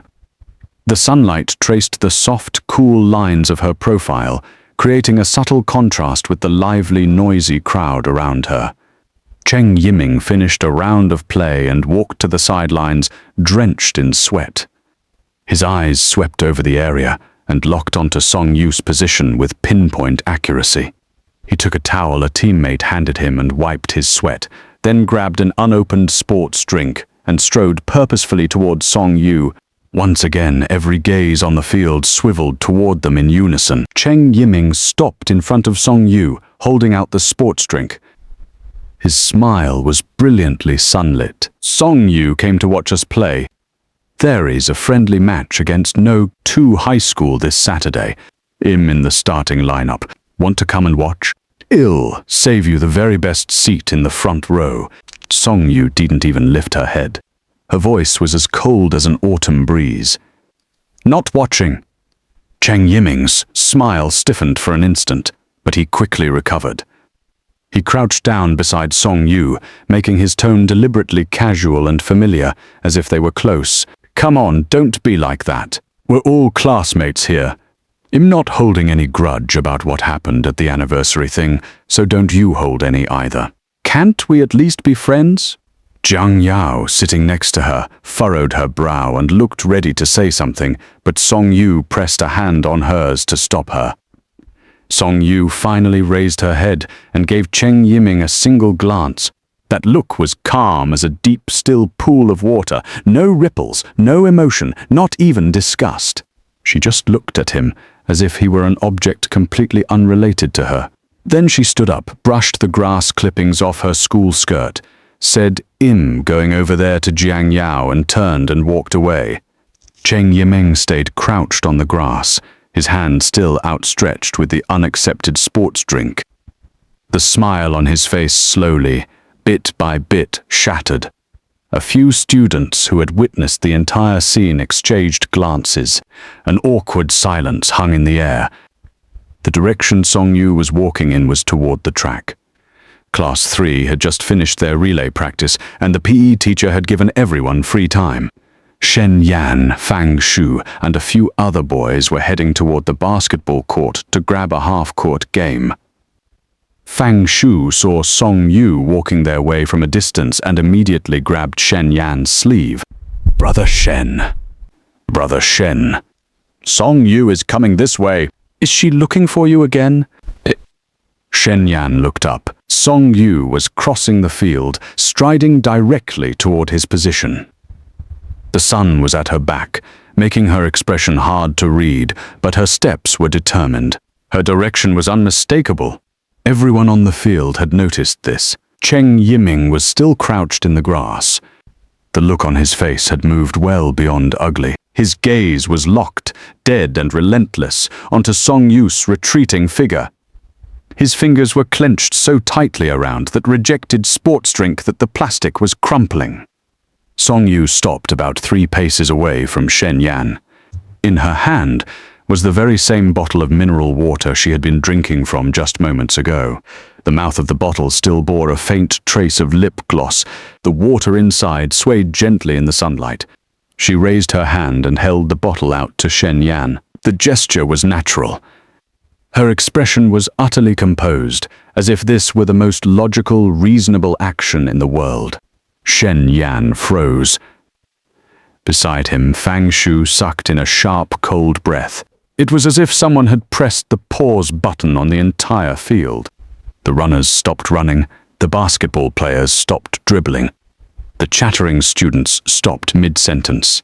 Every single person's gaze was riveted on that water bottle, on Song Yu's outstretched hand, on Shen Yan. A water bottle. A mouth of the bottle that had just been drunk from. A girl in public handing her own water to a boy. Everyone present knew exactly what that gesture meant. Shen Yan looked into Song Yu's eyes. The tips of her ears were a little red, but her gaze was steady. No dodging. No hesitation. Those eyes seemed to say, "Take it, right now." In front of everyone, Shen Yan reached out and took the bottle. He unscrewed the cap, tilted his head back and took a drink. The mouth of the bottle was slightly moist, carrying a faint, elusive sweetness, whether it was the taste of the water itself or something else entirely. The entire field was silent for 1 second. Then it detonated. Oh my God! He drank it. An indirect kiss. That's an indirect kiss. Song Yu offered it herself. She took the initiative. That bottle, she was drinking from it just a second ago. I saw it with my own eyes. So the rumors are true? She and Shen Yan are really together. Fang Shu, standing right next to Shen Yan, nearly had his eyeballs pop out of their sockets. He looked at Shen Yan, then at Song Yu. His lips trembled for a long moment before he managed to squeeze out a single word. "Bro." Under everyone's stares, Song Yu turned around with a completely unruffled expression and walked back to Jiang Yao's side. Her gait was as unhurried as when Shed arrived, her back straight, like a warrior who had just accomplished a crucial mission. Zhang Yao stared at her with wide, disbelieving eyes, her bag of potato chips crinkling loudly in her grip. Song Yu, have you lost your mind? Handing him your water in public. Do you have any idea what this means at our school? Song Yu sat back down on the grass and picked up her phone again. Her tone was indifferent, but the corner of her mouth curved up in an almost invisible arc. I know. And you still did it? Song Yu swiped at her phone screen and didn't answer. But deep down, she knew what she had just done was even more direct, more exposed, more without retreat than having Feng Shu pass a message at the school anniversary. She wanted everyone to see, especially Cheng Yiming. Zhang Yao looked at her best friend, normally so calm, so collected she seemed almost indifferent, and suddenly felt like Song Yu had become a different person. But then again, on second thought, maybe she hadn't changed at all. In front of Shen Yan, she had never been that Ice Queen school beauty. Cheng Yiming was still on the basketball court. He stood frozen in place, the rejected sports drink crushed in his grip, the bottle dented with imprints of his fingers. His teammate cautiously approached him. "Captain, you still playing?" Cheng Yiming didn't speak. He hurled the drink into the trash can with brutal force, picked up a basketball and turned and walked back onto the court. But every single shot he took after that was slammed in, hard and wild and angry. That evening, the school forum crashed yet again. The title of the sticky thread was simple and direct. Just 5 words. Confirmed. Shen Yan. The body of the post was a single photo clearly snapped on someone's phone from out on the field. The image was sharply clear. Under the sunlight, Song Yu, one hand extended, offering her water bottle to Shen Yan standing in front of her. Both were seen in profile, but it was more than enough to identify them. The mouth of the bottle was circled and magnified in an annotation. Next to it, in red, was a caption, "Song Yu had just drunk from this." You can see the lip gloss mark. The number of replies broke 800 within half an hour. Ironclad proof. I'm saving this picture. My goddess. My heart is broken. Who is Shen Yan? How come I've never heard of him before?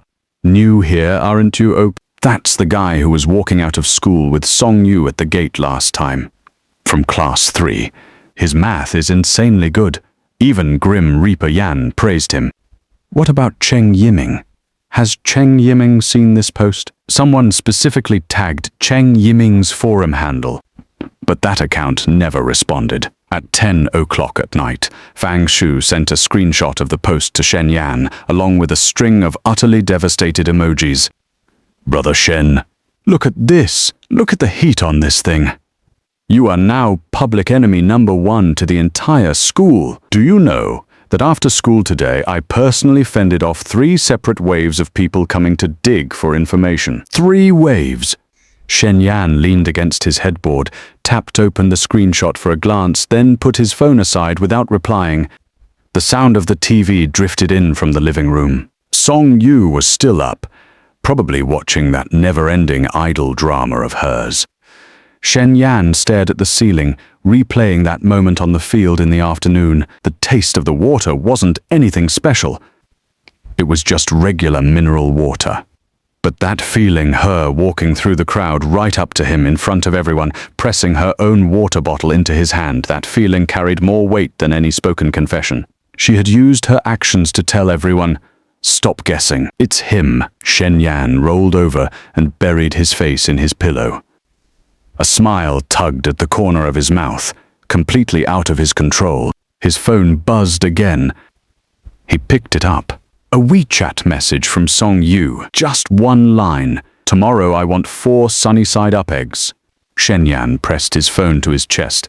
In the darkness, he laughed silently for a good long while. Then he typed back a single word, "Okay." On his nightstand, the bento box had been washed clean and sat there properly upright. Shen Yan looked at it and suddenly felt that being public enemy number 1 wasn't such a big deal after all. He accepted his fate. Saturday afternoon, the long-awaited friendly basketball match between City No. 1 high school and No. 2 high school tipped off on time in the gymnasium. The bleachers were packed. Students from both schools sat on opposite sides, separated by a central aisle, a clear divide. The atmosphere on No. 1 high school side was especially electric. Today was the last inter-school friendly match of Cheng Yiming's high school career. He was headed to the provincial team's training camp next year, making this game, in a way, his farewell performance. Shen Yan and Fang Shu sat in the middle section of the bleachers, not too close to the front, not too far back. Shen Yan had deliberately chosen these seats, prominent enough to see the action clearly, but not so conspicuous as to draw attention. Song Yu sat 3 rows ahead of him, next to Jiang Yao. She wore a white sweater today, her hair down. Compared to her usual look, she seemed a little less icy, a little more soft. But her expression remained that same untouchable mask, and no boy around her dared to sit within 2 meters of her. Once the game started, No. 1 high school did not play easily. The center on No. 2 high school's team was 1.95 meters. Standing under the basket, he was like a wall. Cheng Yiming's drives to the hoop were blocked time and again. By the end of the first half, No. 1 high school was trailing by 12 points. The halftime whistle blew. Players from both sides moved toward the sidelines. A gloomy mood settled over the home crowd. No. 1 high school students exchanged glances. No one had expected them to be so thoroughly outplayed, and it was at that moment that Cheng Yiming did something no one anticipated. Instead of heading to the bench to rest, he pulled a handheld megaphone from the team equipment bag on the sideline and strode to the very center of the basketball court.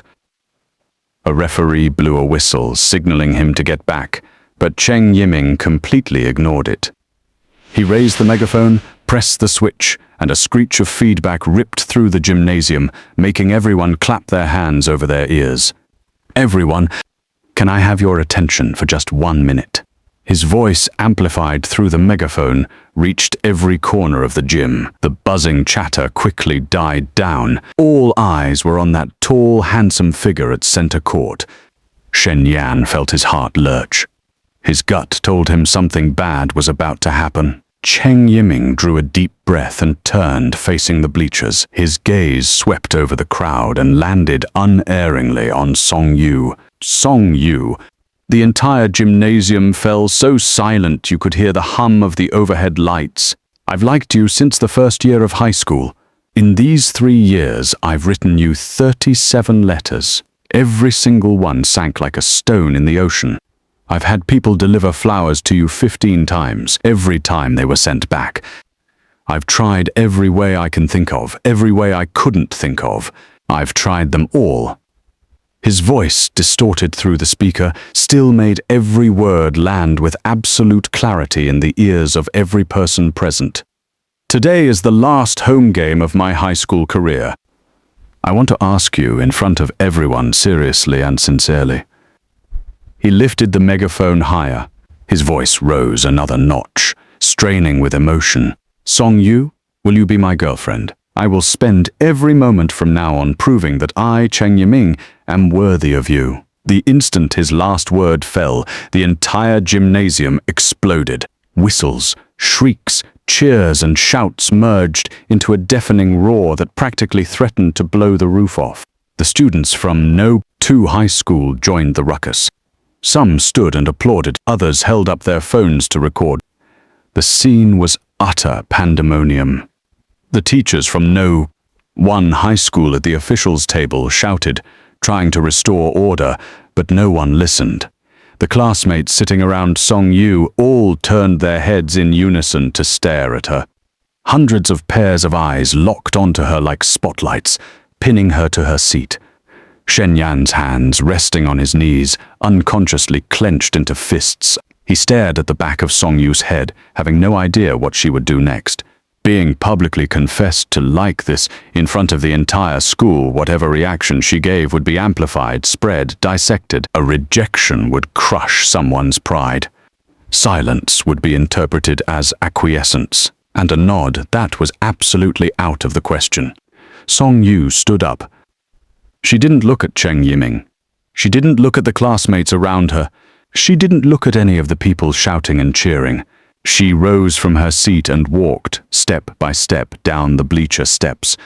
Her pace was not fast, but each step seemed to land directly on the collective breath of the entire gymnasium. The deafening noise slowly subsided. Everyone was waiting for her choice to walk toward the center of the court, or in some other direction. Song Yu did not walk toward the center of the court. She turned. Facing the middle section of the bleachers toward where Shen Yan was sitting, she strode directly toward him. When Shen Yan saw her coming straight for him, his mind went completely blank. The people around him turned their heads to look. Fang Shu beside him sucked in a sharp breath and didn't even have time to say anything before Song Yu was right there. And then, under the witness of every single person there, Song Yu bent down and plunged headfirst into Shen Yan's arms, her face buried against his chest. Both her hands clutched the fabric of his shirt at his sides. Her whole body curled up, like a small, frightened animal that had finally found a safe nest. Her shoulders trembled lightly. Her breathing was rapid and erratic. But her movements held no hesitation whatsoever, as if this embrace was the only place in the world worth going to.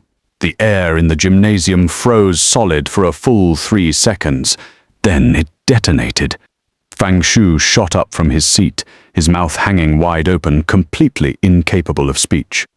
Classmates nearby were screaming, others applauding, still others whipping out their phones to frantically snap photos.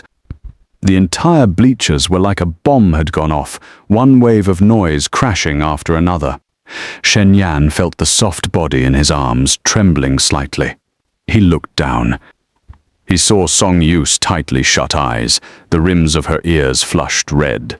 He saw her fingers, clenched in his shirt with such force that her knuckles stood out starkly. And suddenly, he didn't care about anything anymore. Cheng Yiming, public enemy, the stares of the entire school. None of it mattered. He lifted his hand and gently wrapped his arm around Song Yu's back, pulling her just a little closer into his hold. The motion was not forceful, but it was steady. Out on the court, the hand holding the megaphone slowly dropped to Cheng Yiming's side. He stared at the two figures on the bleachers, pressed tightly together. The expression on his face shifted from shock to blankness, and from blankness to a grey, ashen defeat. The megaphone slipped from his fingers and hit the hardwood floor with a dull, echoing thud. His teammates ran over to console him, but he shoved them away. Cheng Yiming turned and walked toward the players' tunnel without a backward glance. His back was ramrod straight, but that straightness carried an unspeakable desolation. No one remembered how the second half of the game played out. No. One high school ultimately lost by 15 points, but no one cared about the score anymore. Every phone in that gym held the same photo the moment the school beauty buried herself in Shen Yan's arms. Fang Shu later told Shen Yan that the photo had been downloaded over 3,000 times on the school forum by that very evening. Brother Shen, you are officially, thoroughly famous now. Fang Zu's voice was layered with a complicated emotion that defied description, half admiration, half sympathy.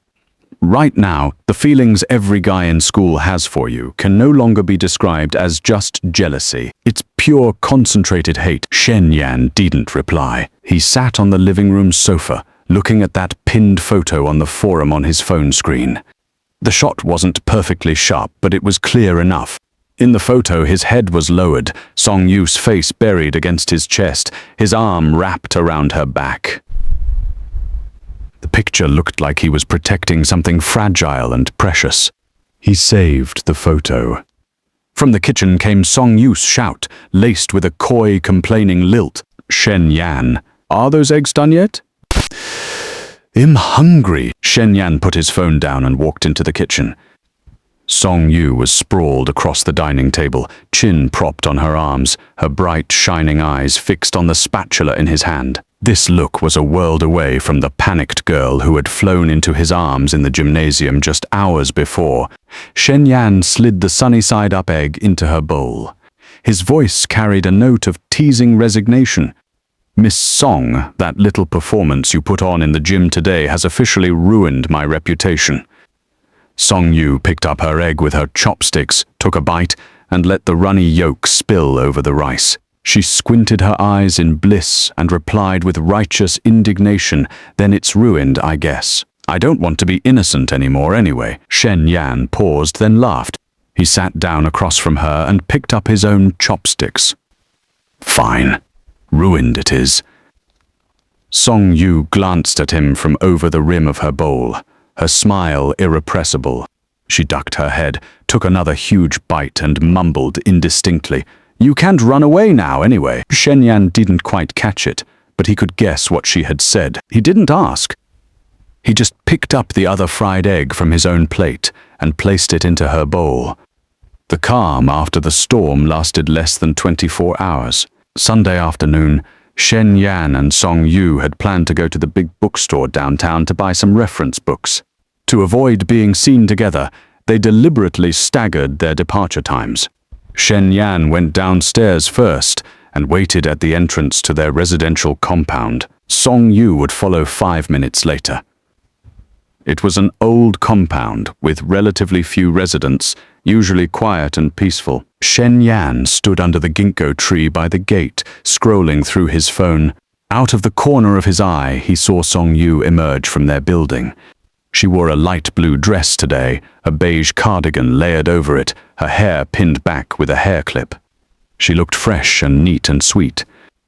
She had just reached the compound gate and hadn't even had a chance to say a word to Shen Yan when a shrill female voice suddenly exploded from behind them. "Song Yu?" Both of them whipped their heads around.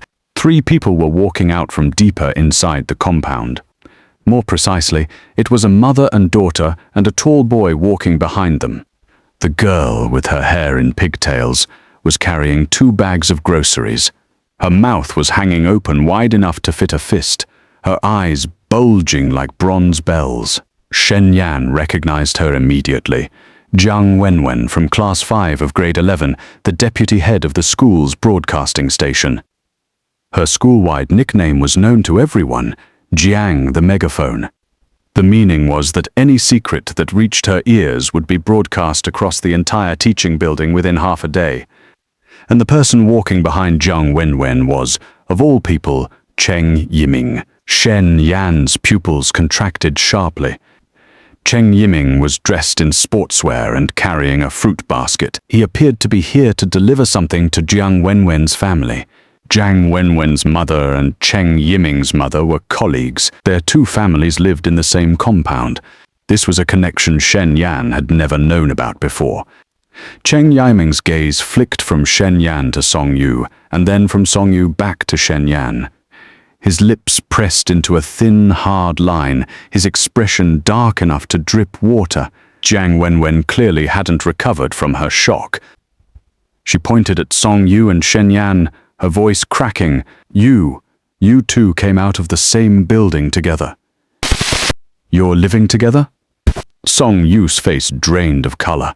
Her lips moved, trying to form an explanation, but the words died in her throat. In this situation, any explanation would sound like a flimsy cover-up. Shen Yan stepped forward, positioning himself slightly in front of Song Yu, and tried to keep his voice level. "Jiang Wenwen, it's not what you think." Jiang Wenwen wasn't listening to a word he said. She was already gesticulating wildly, the grocery bags swinging in her hands. "I knew it. I knew there was something going on between you two. Handing him water in public on the field. Flying into his arms at the basketball game, and now you're actually living together. Shen Yan." "Song Yu!" "You two have some nerve." Jiang Wenwen's mother stood beside her, looking bewildered, and tugged at her daughter's sleeve. "Wenwen, lower your voice. Other people's business isn't for you to meddle in, Mom. You don't understand?" Jiang Wenwen shook off her mother's hand. Her eyes suddenly swiveled and landed on Cheng Yiming behind her. Senior, you've been chasing Song Yu all this time, haven't you? Look at the two of them. Cheng Yiming said nothing. He looked at Shen Yan, his gaze cold as a knife. After a long pause, he forced out a single sentence through gritted teeth. Shen Yan, you really are something else. With that, he put the fruit basket down, turned around and walked away. His strides were fast and heavy, as if he was stomping something into the ground. Jiang Wenwen watched his retreating back, then looked back at Shen Yan and Song Yu. A highly complex expression crossed her face, a mix of gossipy excitement and a bizarre sense of righteous indignation. She opened her mouth, perhaps realizing the compound gate wasn't the place for a lengthy speech, and was eventually dragged away by her mother. But as she left, she shot Shen Yan a look that very clearly said, "This isn't over." Shen Yan and Song Yu were left standing there, looking at each other. Song Yu's voice was panicked. "What do we do?" With Jiang Wenwen's mouth, "The whole school will know by tomorrow." Shen Yan took a deep breath, pushing down his own unease, and tried to make his voice sound calm. "Don't panic yet. We'll deal with whatever comes our way." But he had underestimated Jiang Wenwen's speed of dissemination. He had also severely underestimated the extent to which Cheng Yiming was willing to fuel the fire. At 8 o'clock that very evening, the doorbell rang. Shen Yan looked through the peephole. His heart nearly stopped. Standing outside the door were three people. Their homeroom teacher, Teacher Yan, Jiang Wenwen, whose face was radiating a mixture of nervous excitement and self-importance, and Cheng Yiming, whose expression was entirely unreadable. Shen Yan glanced back at the living room. Song Yu was curled up on the sofa watching TV, hugging her rabbit pillow. She was in a set of fluffy loungewear, her hair tied up in a loose, sloppy bun, looking utterly without any pretense of image. Song Yu. Shen Yan kept his voice low and spoke very fast. "Stop watching TV. Teacher Yan is here. Jiang Wenwen and Cheng Yiming are here too. Put on a jacket, fix your hair, and go sit at the dining table. Pretend you're doing homework." Song Yu's face went white as a sheet. She practically launched herself off the sofa. Barefoot, she pattered rapidly into her room, threw on her school blazer 3 seconds later, and came out to sit rigidly at the dining table. She opened an English exercise book in front of her, pen in hand. In that single instant, her expression switched fully into Ice Queen scholar mode. Watching this instant transformation, even in the midst of the emergency, Shen Yan almost laughed. He took a deep breath and opened the door. Teacher Yan stood at the threshold, wearing a dark grey jacket, a briefcase tucked under his arm. His face was stern, but not the harsh, raging kind of stern, more of a scrutinizing, deliberating kind of stern. Jiang Wenwen stood behind him, hands twisting together, her face a picture of nervous anticipation. Cheng Yiming leaned against the hallway wall, arms crossed, his eyes cold as ice. A faint, unreadable smile played at the corner of his mouth. "Teacher Yan, please come in." Shen Yan stepped aside to make way. Teacher Yan walked into the living room. His eyes swept over the space. It was an older 2-bedroom unit. The furniture was simple, the place kept clean. He saw Song Yu sitting at the dining table, diligently studying. His steps paused, then he walked over and sat down on the sofa. Jiang Wenwen followed him in, her eyes scanning around like searchlights, clearly hunting for evidence of their cohabitation. Cheng Yiming entered last. He didn't sit down, just stood near the entryway, hands in his pockets observing the room. "Shen Yan, Teacher Yan got straight to the point. A student has reported to me that you and Song Yu are living together. Is this true?" Shen Yan was about to speak when a cool, steady voice came from the dining table. "Teacher Yan." Song Yu set her pen down, stood up and walked over to stand before Teacher Yan. There was no trace of panic on her face now. What had replaced it was a perfect composure and calmness, as if everything unfolding before her was entirely within her control. "The situation isn't what Jiang Wenwen said. Allow me to explain." She positioned herself in front of Shen Yan, unobtrusively shielding him by half a step. Her back was straight, her voice neither submissive nor confrontational. My parents were transferred abroad for work this past summer. They'll be there for at least a year. Before they left, they entrusted me to the care of Shen Yan's parents. Our two families are old family friends. We've grown up together since we were children. However, last month Shen Yan's parents also had to go to another province for a company project. They won't be able to return for a while. So the situation became just the two of us temporarily staying here looking after each other. Having finished, she took her phone from her backpack, pulled up a photo and handed it to Teacher Yan. The photo was a group picture of the two families together, taken in front of a scenic area entrance. The adults on both sides had their arms around their respective kids, everyone smiling happily. These are my parents and Uncle and Auntie Shen. If you don't believe me, you're welcome to call them and verify. Teacher Yan took the phone, looked at the photo, then looked at Song Yu. His expression eased slightly. This explanation was reasonable and coherent. Two families, long-time friends, parents all away, two kids staying together and looking after each other. It wasn't the most conventional arrangement, but it wasn't anything untoward either. Jiang Wenwen, standing to the side, grew anxious. Her voice spiked. Then what about all that stuff at school? Handing him water, hugging in front of everyone. You can't say those things were fake. Song Yu turned her head to look at Jiang Wenwen. Her gaze went cold. Not the cold of anger, but a calm, unwavering cold, like the surface of a frozen lake in winter. Offering him water was my initiative. Hugging him was also my initiative. I like Shen Yan. That fact has nothing to do with whether we live under the same roof or not. Even if we didn't live together, I would do the exact same things. Jiang Wenwen was struck speechless, completely choked by the rebuttal. Cheng Yiming, leaning against the doorframe, moved his lips as if to say something. In the end, he remained silent. He watched the way Song Yu positioned herself in front of Shen Yan, the way she stood her ground without flinching to protect him. The darkness in his eyes deepened yet another shade. He finally understood one thing. From the very beginning to the very end, he had been absolutely nothing in Song Yu's eyes.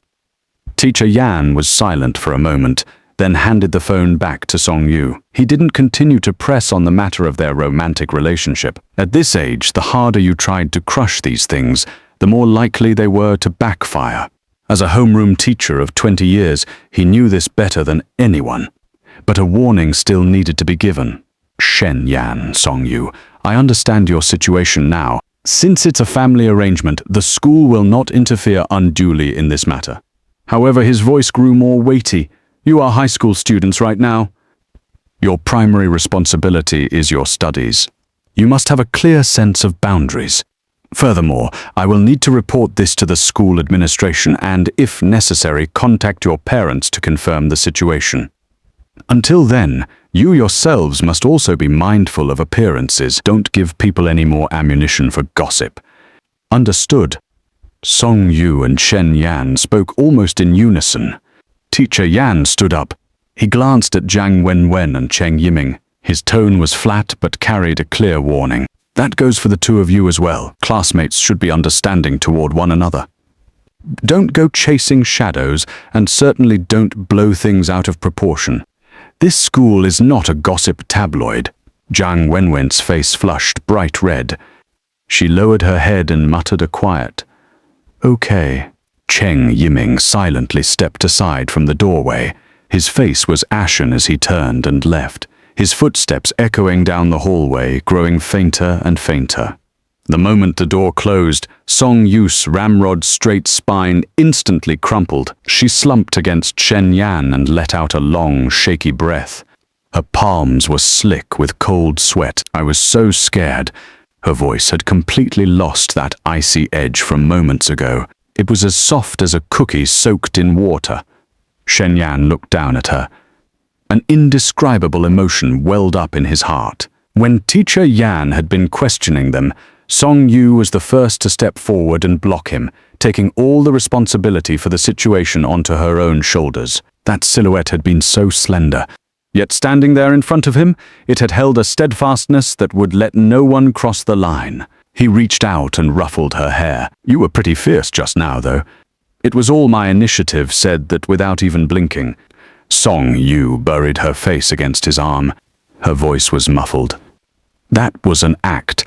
My legs are still shaking right now." Shen Yan gave a small laugh, wrapped an arm around her shoulders, and steered her toward the living room. "All right, once you're done shaking, go watch some TV. Tonight we feast. I'm making you cola chicken wings." Song Yu lifted her face from his arm. Her eyes instantly lit up, but she immediately put on a reserved front, gave a prim and added in a small voice, "I want a large portion." As Shen Yan tied on his apron and walked into the kitchen, his mind was not on the gossip that would inevitably circulate tomorrow, nor on Cheng Yiming's ashen face. He was thinking, "This little liar." At school, she was cold as a block of ice. Facing the homeroom teacher, she was as composed as if defending a thesis. It was all an act. Only in front of him would she show that tiny, stubborn pout, admitting her legs were still shaking. This kind of exclusive, unique trust, it was more precious than any confession. He opened the fridge, took out the chicken wings and found he couldn't suppress the smile curving his lips, no matter how hard he tried. Monday morning, 7 o'clock sharp. The class group chat for Class 3 of Grade 11 detonated. Message notifications went off one after another, like a string of firecrackers. Many people were jolted awake and blearily tapped open their phones. Then, upon seeing the message in the group, they snapped wide awake. Those still in bed shot upright. Those brushing their teeth dropped their toothbrushes into the sink. Those eating breakfast sprayed milk all over their tables. The sender of the message was Song Yu. The time sent 6:59 a.m. The content was just one photo and one line of text. The photo was of two hands. In the frame, one hand was fair and slender, with long, elegant fingers, undoubtedly a girl's hand. The other hand was larger, with clearly defined knuckles. Their palms were pressed together, fingers interlaced, the grip tight and intimate. The background was the dining table at home. On the table sat 2 plates with the remains of sunny-side-up eggs and 2 cups of milk. The morning light through the window spilled in, blanketing the entire image in a warm, pale gold. The photo didn't show their faces, but it didn't need to. Everyone knew whose hands those were. One belonged to the Ice Queen school beauty, Song Yu. The other belonged to the boy who had taken her water bottle on the field, whom she had flown into the arms of at the basketball game. The boy who had become public enemy number 1 to all the male students. Shen Yan. Below the photo was the line of text Song Yu had sent. No emojis, no extra explanations. As concise and forceful as a driven nail. "Everyone, this is my boyfriend." The group chat went silent for a full 30 seconds. Then the messages flooded in so fast it was impossible to keep up. Fang Shu sent 12 lines of pure exclamation marks, each one maxing out the character limit. Jiang Yao sent a string of crying emojis, captioning them with "My baby has found her person, im crying, but im so happy." The math class representative typed 3 words, "I knew it," followed by a long string of clapping emojis. The class monitor timidly piped up with, "So should we put you 2 together on the cleaning duty roster from now on?" and was instantly shut down by Fang Shu with 10 shut-up stickers. Other classmates sent applause, some sent well wishes, some typed "My heart is broken," some typed "Congratulations." Someone even specifically tagged Cheng Yiming, but Cheng Yiming's account remained completely, utterly silent. Shen Yan was jolted awake by Fang Su's phone call at 7:05 a.m. He fumbled for his phone and pressed answer. Fang Su's voice exploded from the speaker like a shockwave. "Brother Shen, did you see the group message?"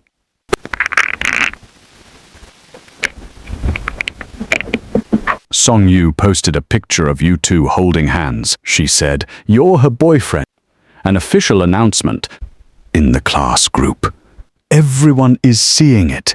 I told you so many times to give me a heads up, but you never told me anything, and now my heart can't take this. Shen Yan hung up the phone. He opened WeChat, went into the class group, and saw the photo and the line of text. He stared at the screen for a very long time, long enough for the screen to dim automatically and for him to tap it back to life. The image of those two clasped hands, bathed in the morning light, looked like a still from some artsy romance film.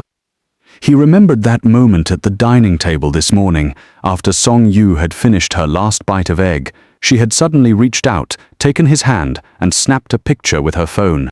He had still been chewing, completely caught off guard. After the shot, Song Yu had pulled her hand back, her face red, and continued drinking her milk without saying a word. So she had posted it to the class group. Shen Yan rested his phone on his chest and stared up at the ceiling. A slow smile spread across his face. The sound of his own heartbeat was exceptionally loud in the quiet room. But what he didn't know was that very same day at noon, another matter was unfolding. During the lunch break, a courier envelope addressed to Shen Yan, Class 3, Grade 11, lay on the sorting table in the school's mailroom. The envelope was pure white. Printed in gold lettering in the bottom right corner was a line of English: ICPC, International Collegiate Programming Contest. Below that, in smaller print, Asia Pacific Regional Invitational. This envelope sat in the hands of the duty teacher in the mailroom for less than 5 minutes before a photo was taken and posted in the school's faculty work group. Teacher Yan saw it, took a screenshot, and forwarded it to the Dean of Academic Affairs. The Dean saw it, took a screenshot, and forwarded it to the principal. Within 10 minutes, the principal had made 3 phone calls to verify the letter's authenticity. The first afternoon class was PE. Shen Yan had just finished an 800-meter run and was leaning against the horizontal bar, drinking water. Fang Shu stood beside him, still incessantly grilling him on when he and Song Yu got together, who confessed first what the scene of their first handhold was. Shen Yan answered every single one of his questions with a non-committal grunt. And right at that moment, the school's public address system suddenly crackled to life. It wasn't the regular class break chime. It was the dedicated channel for the school broadcasting station. Jiang Wenwen's voice came through the speakers, carrying an excitement she was clearly trying and failing to suppress. Attention all students, a special announcement. Shen Yan from Class 3 of Grade 11. Please report to the principal's office on the 3rd floor of the administrative building immediately upon hearing this. I repeat, Shen Yan, please report to the principal's office immediately. Every student on the field stopped what they were doing. Being summoned to the principal's office in the collective subconscious of every student meant only one of 2 things, either a punishment of monumental proportions or an honor of monumental proportions. And given how the recent scandals involving Shen Yan and Song Yu had swept through the school, most people's first instinct was the former. Fang Shu grabbed Shen Yan's arm, his face a mask of sheer terror. Brother Shen, is it because of the thing with Song Yu? Is the school going to give you a major disciplinary punishment? Shen Yan's own heart was beating a little unsteadily. He handed his water bottle to Fang Shu, his expression still relatively composed. I'll go see what it's about. The corridor of the administrative building was long and silent. Shen Yan's footsteps echoed crisply on the tiled floor. He reached the 3rd floor and knocked on the heavy wooden door of the principal's office. Come in. The moment he pushed the door open, Shen Yan stood frozen. The principal was not the only person in the office. Teacher Yan, his homeroom teacher, stood by the window. The Dean of Academic Affairs was seated on the sofa. And there was also a middle-aged man wearing glasses. Shen Yan recognized him. It was Teacher Zhao, the municipal-level teaching researcher in charge of informatics competitions. All 4 pairs of eyes settled on him simultaneously. But there was no trace of scrutiny or reprimand in any of those gazes. The principal actually stood up, holding a white envelope and an unfolded letter. His face bore an expression Shen Yan had never seen before, a mix of excitement and bewilderment, as if Head just dug up a piece of gold in his own vegetable patch and couldn't figure out how it had gotten there. "Shen Yan, please have a seat." The principal gestured to the chair in front of him, his tone warmer than Shen Yan had ever heard it. "This letter arrived at the school this morning. It's from the organizing committee of the International Collegiate Programming Contest, Asia-Pacific region. They are inviting you as a specially invited competitor to participate in next month's regional invitational tournament." Shen Yan took the letter and glanced down at it. The wording was formal, the English fluent. It indeed bore his name and school, along with the phrasing, "In light of your demonstrated exceptional talent in the fields of cybersecurity and algorithms, the organizing committee cordially invites you to compete as a special invitee." His first reaction was not excitement, but confusion. He had indeed participated in some online programming competitions, but he had never used his real name or school information. He had always used a screen name, Teacher Zhao, as if reading his mind, pushed his glasses up and offered an explanation. "Shen Yan, you might not be aware, last year's online qualifier for the National Youth Informatics Olympiad, you used the screen name Inkstone, correct? The solution you submitted for that encryption algorithm problem caused quite a stir in the community. The organizing committee spent over half a year looking for you. In the end, they tracked you down through your IP address and the school's network records. Inkstone." The Dean of Academic Affairs shot up from the sofa so abruptly he nearly knocked over the tea on the coffee table. "That Inkstone? Third place in the national online competition last year. The one personally praised by a Tsinghua University computer science professor." "That was you?" Shen Yan nodded. A silence of a full 5 seconds filled the office. Teacher Yan took his glasses off, wiped them, and put them back on, looking at his student with a completely new gaze. This boy who drew auxiliary lines in math class. This boy Head called in to talk about relationship issues. This boy, the entire male student body had declared their public enemy, was actually a prodigy whom an international competition committee had proactively tracked down and invited. The principal took a deep breath and made a decision. This must be announced to the entire school. The news spread faster than any piece of Jiang Wenwen's gossip ever could. During the second afternoon self-study period, the school's electronic announcement board scrolled a red-letter notice. "Good news! Shen Yan of Class 3, Grade 11, has been invited to compete in the Asia-Pacific Regional Invitational of the International Collegiate Programming Contest. Warmest congratulations." At the same time, someone anonymously posted a thread on the school forum titled, "Let's dig into just how insanely good Shen Yan, aka Inkstone, really is." The post included a screenshot of last year's online qualifier rankings, a repost of Shen Yan's solution code that had been shared by a well-known figure in the coding community, and even a screenshot of a chat log, allegedly a university professor's comment in an internal group. Inkstone's skill level ranks in the top 3 among high school students nationwide, no question. Within an hour of the post going up, the replies exceeded 2,000. The forum crashed for the 3rd time. In the classroom, Fang Shu was glued to his phone, refreshing the thread, his entire being descending into hysterics. He charged at Shen Yan, phone clutched in his hands, his voice trembling like a man who had just seen the ocean for the first time. "Brother Shen, Inkstone, you were the one personally named by a Tsinghua professor last year and you never told me? Do you know that for a whole year, the seniors in our school's informatics club talked about this Inkstone every single day? They said Inkstone was a genius, a hidden legend, and this entire time the legend has been sitting right next to me. And I've been asking you to help me fix my computer." The gazes of the other classmates in the room also swiveled toward Shen Yan in unison.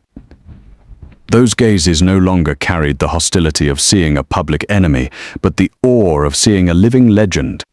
Feeling the weight of everyone's stares, Shen Yan shifted a little uncomfortably and opened a book, his voice flat. "None of you ever asked." Fang Shu nearly dropped to his knees in prostration right then and there. When school let out, Shen Yan walked out of the teaching building and saw Song Yu waiting for him at the school gate. For the first time ever, she was standing in the most conspicuous spot possible. No hiding behind the ginkgo tree, no pretending to be on her phone. She wore her school uniform skirt, her backpack on properly. Seeing him emerge, a brilliant smile bloomed on her face. She strode over and, with the most natural motion in the world, linked her arm through his. Students all around them stopped and stared, but not a single face showed surprise. After today's 2 nuclear-grade bombshells, the official class announcement, and the international competition invitation, the entire school had tacitly accepted their relationship. Someone even posted on the forum, looking back now, only a hidden monster like Shen Yan is worthy of Song Yu. Cheng Yiming was just cannon fodder paving the way. Shen Yan felt the warmth and softness transmitted through his arm. His heart was beating a little too fast, but his face remained steady. So bold today, not going to hide anymore. Song Yu hugged his arm even tighter, looking up at him, her eyes bright as stars. No more hiding. You're the legendary Inkstone. What would I be hiding for? Her tone made him laugh. The two of them walked side by side on the road home from school, the setting sun spilling its light from behind them, casting their elongated, overlapping shadows onto the ground. After walking for a bit, Song Yu suddenly stood on her tiptoes and leaned close to his ear. Her voice was sweet and clear with that characteristic little slyness of hers. But legend or not, those sunny-side-up eggs tomorrow morning still need to be made. Shen Yan looked down at her and couldn't resist ruffling her hair. Are 4 enough? 5. Done. Their 2 shadows stretched longer and longer, gradually melting into the glow of the sunset. Behind them was the clamor of the school. Ahead of them was the road home. And that hand linked around his arm never once let go. December 14th. The Asia-Pacific Regional Invitational of the International Collegiate Programming Contest officially commenced. The venue was the city's International Convention and Exhibition Center.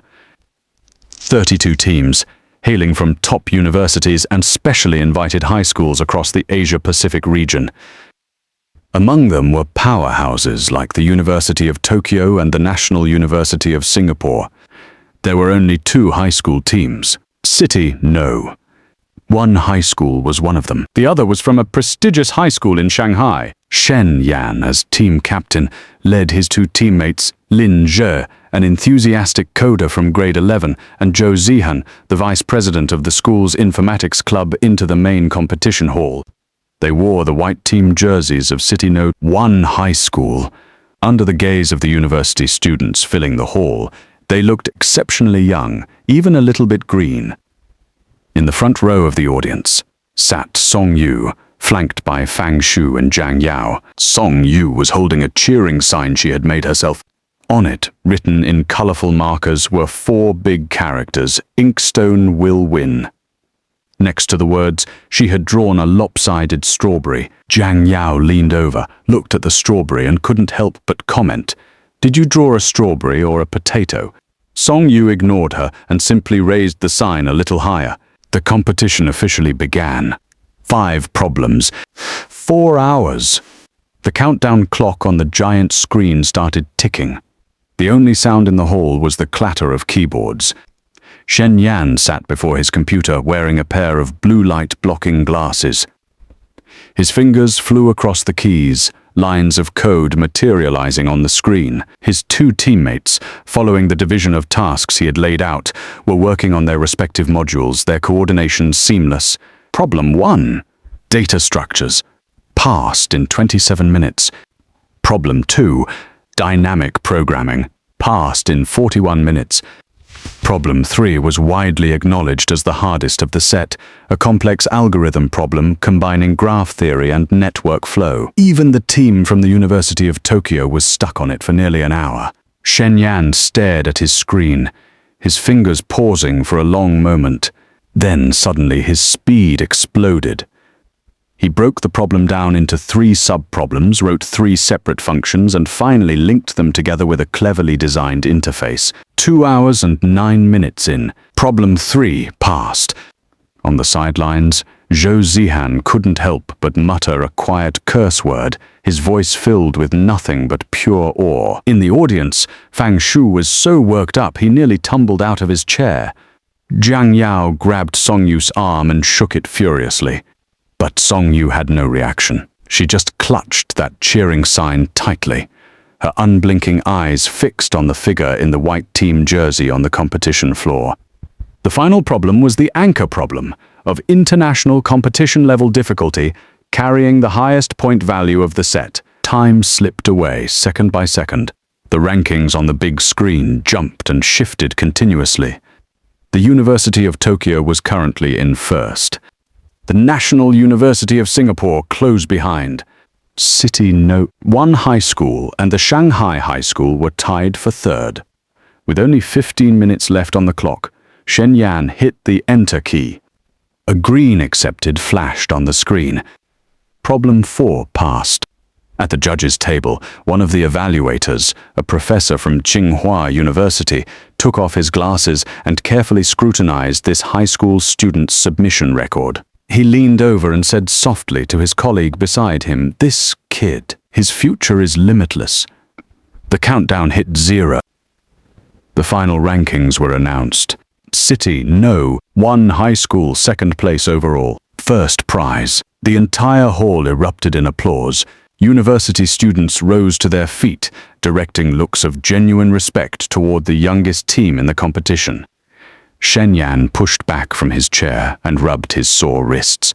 A trace of weariness finally showed on his face, but his teammates had already pounced on him without a care. Lin Zhe hugged him from the left. Zhou Zihan slapped his back from the right. Both of them were shouting, incoherent with excitement. And it was right at that moment that a clear, bright shout came from the audience stands. "Shen Yan!" Shen Yan turned his head. He saw Song Yu had climbed over the railing of the audience section. Her, the girl who was always so concerned with her image, who maintained her poise even while walking. She was now hiking up her skirt and scrambling over a railing, her movements clumsy and desperate. Behind her, Jiang Yao reached out a hand to try and stop her, but it was far too late. Song Yu ran across half the competition floor straight up to Shen Yan. She stood on her tiptoes and pressed a kiss to his left cheek. Her lips were slightly cool, soft as a flower petal. The sensation landing on his cheek was feather-light and piercingly real. Shen Yan stood frozen in place, as if struck by a bolt of electricity. His mind went completely blank. The temperature of his face, starting from the exact spot she had kissed, skyrocketed. The teammates and spectators around them were first collectively stunned into silence. Then an earth-shattering roar of cheers and wolf whistles erupted. Lin Zhe and Zhou Zihan clapped like madmen. Fang Shu in the audience let out a howl like a slaughtered pig. Jiang Yao covered her eyes with her hands but peeped through her fingers with rapt enjoyment. Cheng Yiming stood in the shadows of the very last row of the audience. He was dressed in casual clothes today, no school uniform, and held an unopened bottle of water. He had come to watch one high school be humiliated. He had privately contacted that high school team from Shanghai, providing them with last year's competition data and his own analysis notes. His only condition had been, suppress Shen Yan. Don't let him take the championship. The Shanghai team had indeed placed first, but they had spent the entire match desperately chasing the pace set by Shen Yan's team. And on that final problem, Shen Yan's submission time was a mere 4 minutes later than theirs. Without the materials he had provided, the Shanghai team might not have even been able to solve the third problem. He watched Shen Yan, surrounded and celebrated by the crowd on the competition floor. He watched Song Yu stand on her tiptoes and kiss Shen Yan's cheek. His fingers slowly twisted the cap off his water bottle. He took a sip of water, screwed the cap back on, turned around and walked away. No one noticed him. No one cared about his departure. From today onward, the era belonging to Cheng Yiming was well and truly over. The principal of City No. 1 High School was also there. He stood beside the awards podium, rubbing his hands together in an excitement he couldn't contain. As Shen Yan received the first prize certificate and trophy from the presenter, the principal led the applause. Someone nearby, no one knew who, passed over a school flag. Lin Zhe and Zhou Zihan immediately unfurled it and draped it over the three of them. The media cameras focused on them, flashbulbs going off in a continuous blaze. After stepping down from the podium, Shen Yan immediately sought out Song Yu in the crowd. His left cheek still burned with the lingering sensation of that kiss, and the tips of his ears were still flushed red. But he walked steadily up to her. Song Yu stood at the fringe of the crowd, still clutching her inkstone will win cheering sign. The rims of her eyes were a little red. Shen Yan looked at her. He suddenly felt he had a stomach full of words to say, but also felt that not a single word was necessary. He thrust the trophy into her arms. "Hold this." Song Yu fumbled to take it, looking up at him, a little bewildered. "Why are you giving it to me? Just hold it." Shen Yan's voice was as flat as always, but the redness at his ears hadn't faded. "Without your 5 sunny side-up eggs every morning, I wouldn't have had the energy to solve those problems." Song Yu held the trophy, stunned for a moment, and then smiled. That smile was a complete departure from the Ice Queen school beauty at school. Her eyes curved like crescent moons, the corners of her mouth tilted up. There was a triumphant little glint in her eyes, and a shyness she couldn't quite hide. "So I get the credit as the mastermind behind the scenes." "You do." After the awards ceremony, the competitors and audience began to filter out. Shen Yan politely declined the principal's offer to ride back on the school bus, saying he would walk home. The principal uncharacteristically didn't insist. He just patted Shen Yan on the shoulder and said, "Be careful on the way," but the pride and expectation in his eyes were unmistakable. On the road home, Shen Yan and Song Yu walked side by side along the little street lined with ginkgo trees. It was December, and the ginkgo leaves had long since fallen. Bare branches stretched up toward the grey-blue sky. But the sunset was glorious, its golden light dyeing the whole street in warm hues. The trophy was cradled in Song Yu's arms. The certificate was tucked under Shen Yan's. Their 2 shadows stretched long and lean across the fallen leaf-covered sidewalk. They walked very slowly. Neither of them spoke. But that silence was more comfortable than any words could ever be. After walking a while, Song Yu suddenly stopped. "Shen Yan." Song Yu looked down at the heavy trophy in her arms, her fingers gently tracing the metal surface. She drew a deep breath, raised her head, and looked into Shen Yan's eyes. The sunset glow settled on her face, gilding her eyelashes into a soft gold. "Have I ever officially said it to you? That I like you?" Shen Yan looked at her. His heartbeat thundered in his chest. He thought of so many moments. The first night she had used the excuse of a broken AC to burrow into his bed. That look in her eyes when she handed him her water bottle at the school gate in front of everyone. Those trembling hands when she flew through the crowd and into his arms at the basketball game. That slender, unwavering silhouette when she stood in front of him against the homeroom teacher. Since long, long ago, she had been telling him this very sentence in all her clumsy, awkward, domineering little ways. He took a step forward. The distance between them was so small now he could feel her breath. Shen Yan reached out and gently took Song Yu's hand. Her fingers were slightly cool, just like they were every single night she snuck into his bed. He wrapped her hand in his palm, slowly warming it up. "You've said it to me many times already." Song Yu blinked. "When?" "How come I don't remember? Every time you said, Shen Yan, I want sunny-side-up eggs." Shen Yan's voice was soft, carrying a note of a smile and a note of deep sincerity. "Every time you said, you're not allowed to ignore me. Every time you crawled into my bed on a thunderstorm night and wiped your tears and snot all over me. Every single one of those times you were saying the exact same thing." Song Yu's eyes suddenly stung. She bit her lip, her voice gaining a slight nasal thickness. Then why did you never answer me? Shen Yan looked down at her. His gaze was earnest and open, filled with the entire light of the setting sun. Because I thought you already knew. I like you too. It started a very, very long time ago. So long ago that I can't even remember exactly which moment it was. A glimmer of light shimmered in Song Yu's eyes. She sniffled, trying hard to keep a straight face, but that aloof expression had completely crumbled. The corners of her mouth were curving up uncontrollably, and her eyes were full of a joy she couldn't hide. She stood on her tiptoes and quickly pressed another kiss to Shen Yan's right cheek, then immediately retreated 2 steps, holding the trophy in front of her chest like a shield, her face red as she glared at him. That's a reward.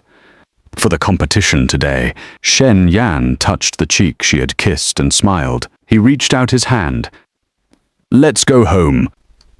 Song Yu hesitated for less than a second. Then she placed her hand in his palm. The two of them, hand in hand, walked along the path home, bathed in the golden sunset, their feet crunching through the fallen ginkgo leaves. An old man pushing a roasted sweet potato cart passed by on the street corner, and the scent of caramelized sugar drifted through the air. In the distance, the faint sound of the school's dismissal bell traveled across several streets, reaching their ears as a fine, delicate thread. Song Yu swung their joined hands gently. She suddenly spoke. Shen Yan, tomorrow I want 6 sunny-side-up eggs. Shen Yan looked sideways at her. You can eat 6. I was too nervous today. I didn't even finish my breakfast. I need to make up for it. Shen Yan smiled and tightened his grip on her hand. Okay. 6 it is. But you have to promise me one thing. What thing? Next time you climb over a railing, be more careful. That skirt of yours isn't really the right length for climbing railings. Song Yu's face flushed a brilliant, burning red down to the base of her neck. She yanked her hand from his and started hitting his shoulder. Shen Yan laughed and ran a couple of steps ahead. The golden light of the sunset poured from behind him, tracing a soft, fuzzy halo around his silhouette. Song Yu, still clutching the trophy, chased after him. Their laughter floated and scattered down the quiet street, dissolving into the December evening breeze. There was still a long road ahead. There were still college entrance exams. There was still university. There would still be countless mornings that required sunny-side-up eggs. But so what? They had each other, and with that, they were afraid of nothing.